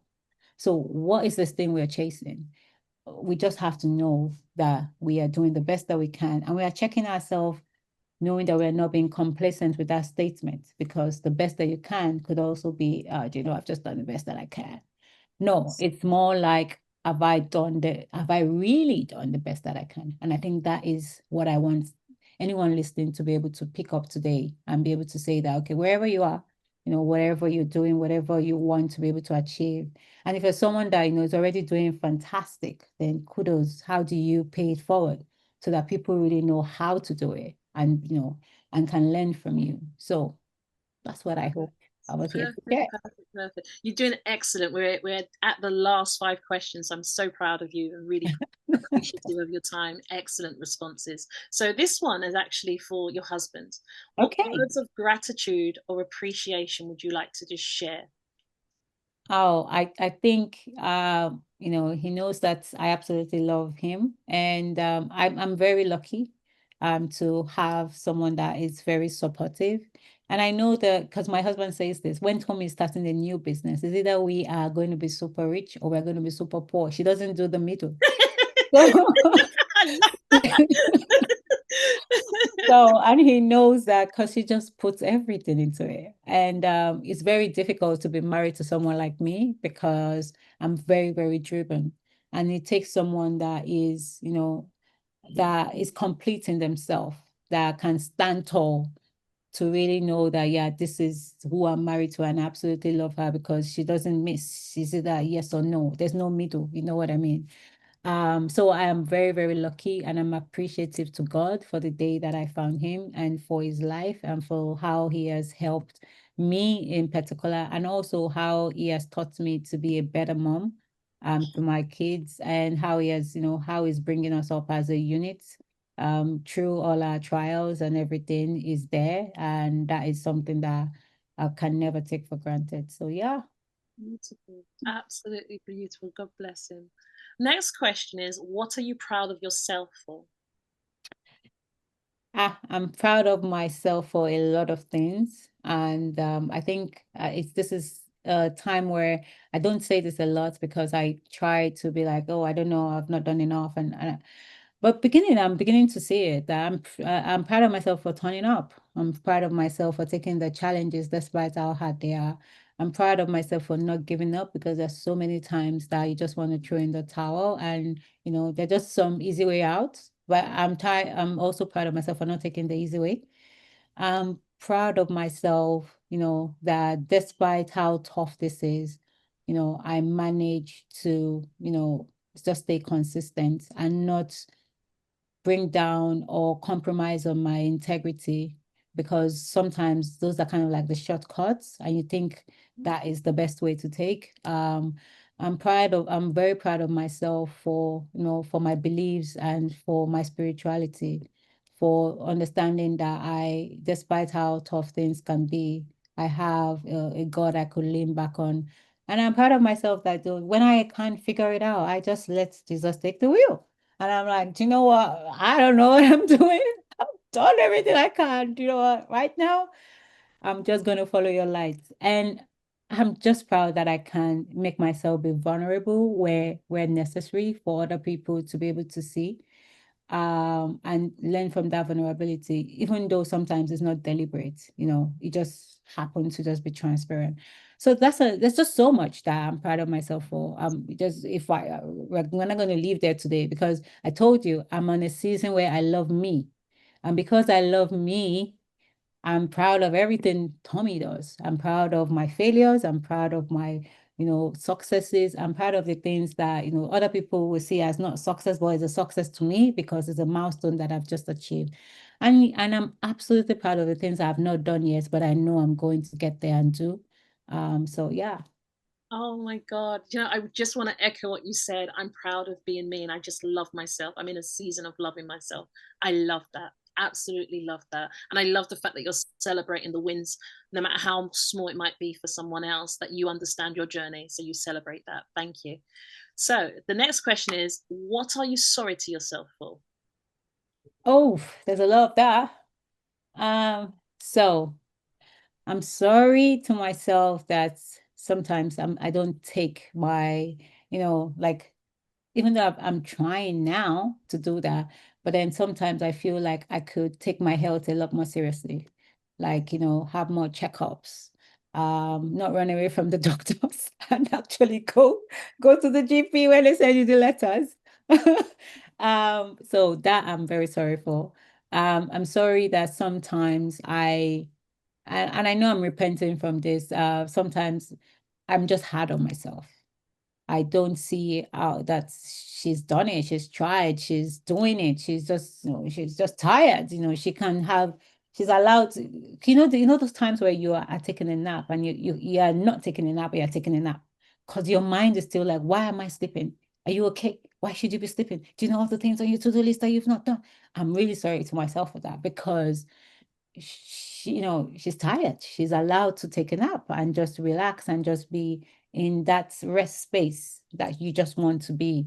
So I'm sorry for myself for any negative things or any, that I've said to myself, because Tommie is wonderful. Tommie is unique. Tommie is beautiful. Tommie is brilliant. She's, uniquely made. She's amazing. So any other statements that is negative, I'm very sorry that I've ever used that on myself.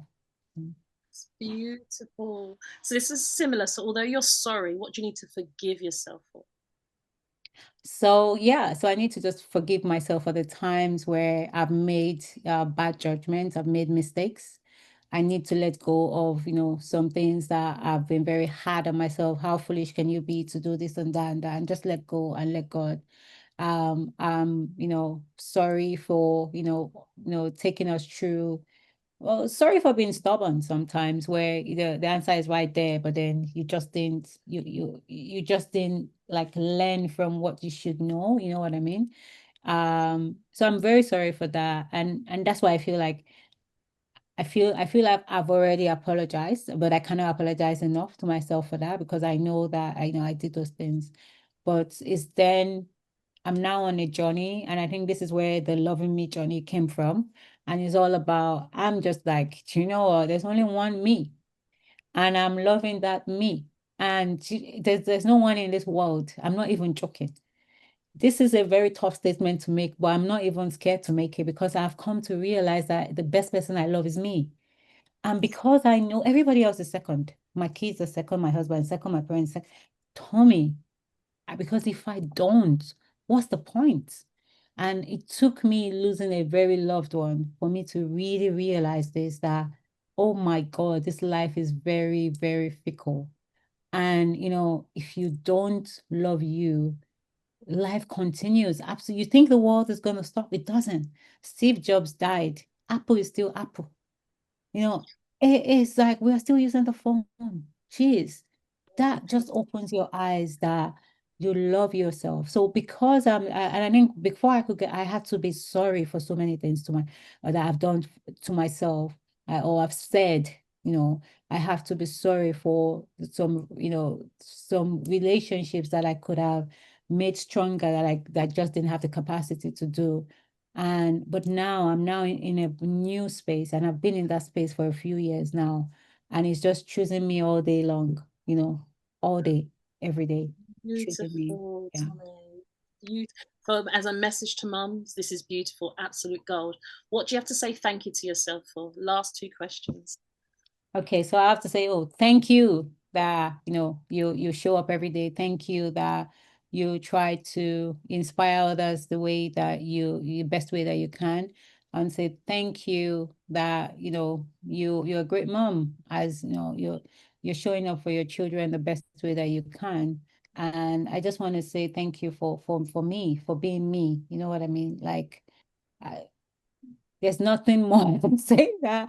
It's every day that I wake up, I'm just thankful that I'm alive. I thank God that I'm alive, but I thank God that I'm me. If someone says that, oh, when you come to this world again, what do you want to be? Do you want to be? I don't want to be nobody. I just want to be me, because I've just realized that I am interesting. I am what I want. I don't know how to live any other person's life. So why would I want to be that? You know what I mean? So yeah, thank you. Oh, you're excellent. This is amazing. So, my final question is, what are you willing to let go of and heal from as a result of our conversations? So I feel like one of the things I could do better, and I think this conversation brought that to light, is I share a lot of wins. I didn't share a lot of failures. I need to start doing that. Because to be truly authentic, it means you have to not just share your highs, you need to be able to share your lows. And I want to work on sharing the middle. I know we talked about the book. I don't know when that's ever going to happen, but I have a courage to be that vulnerable someday.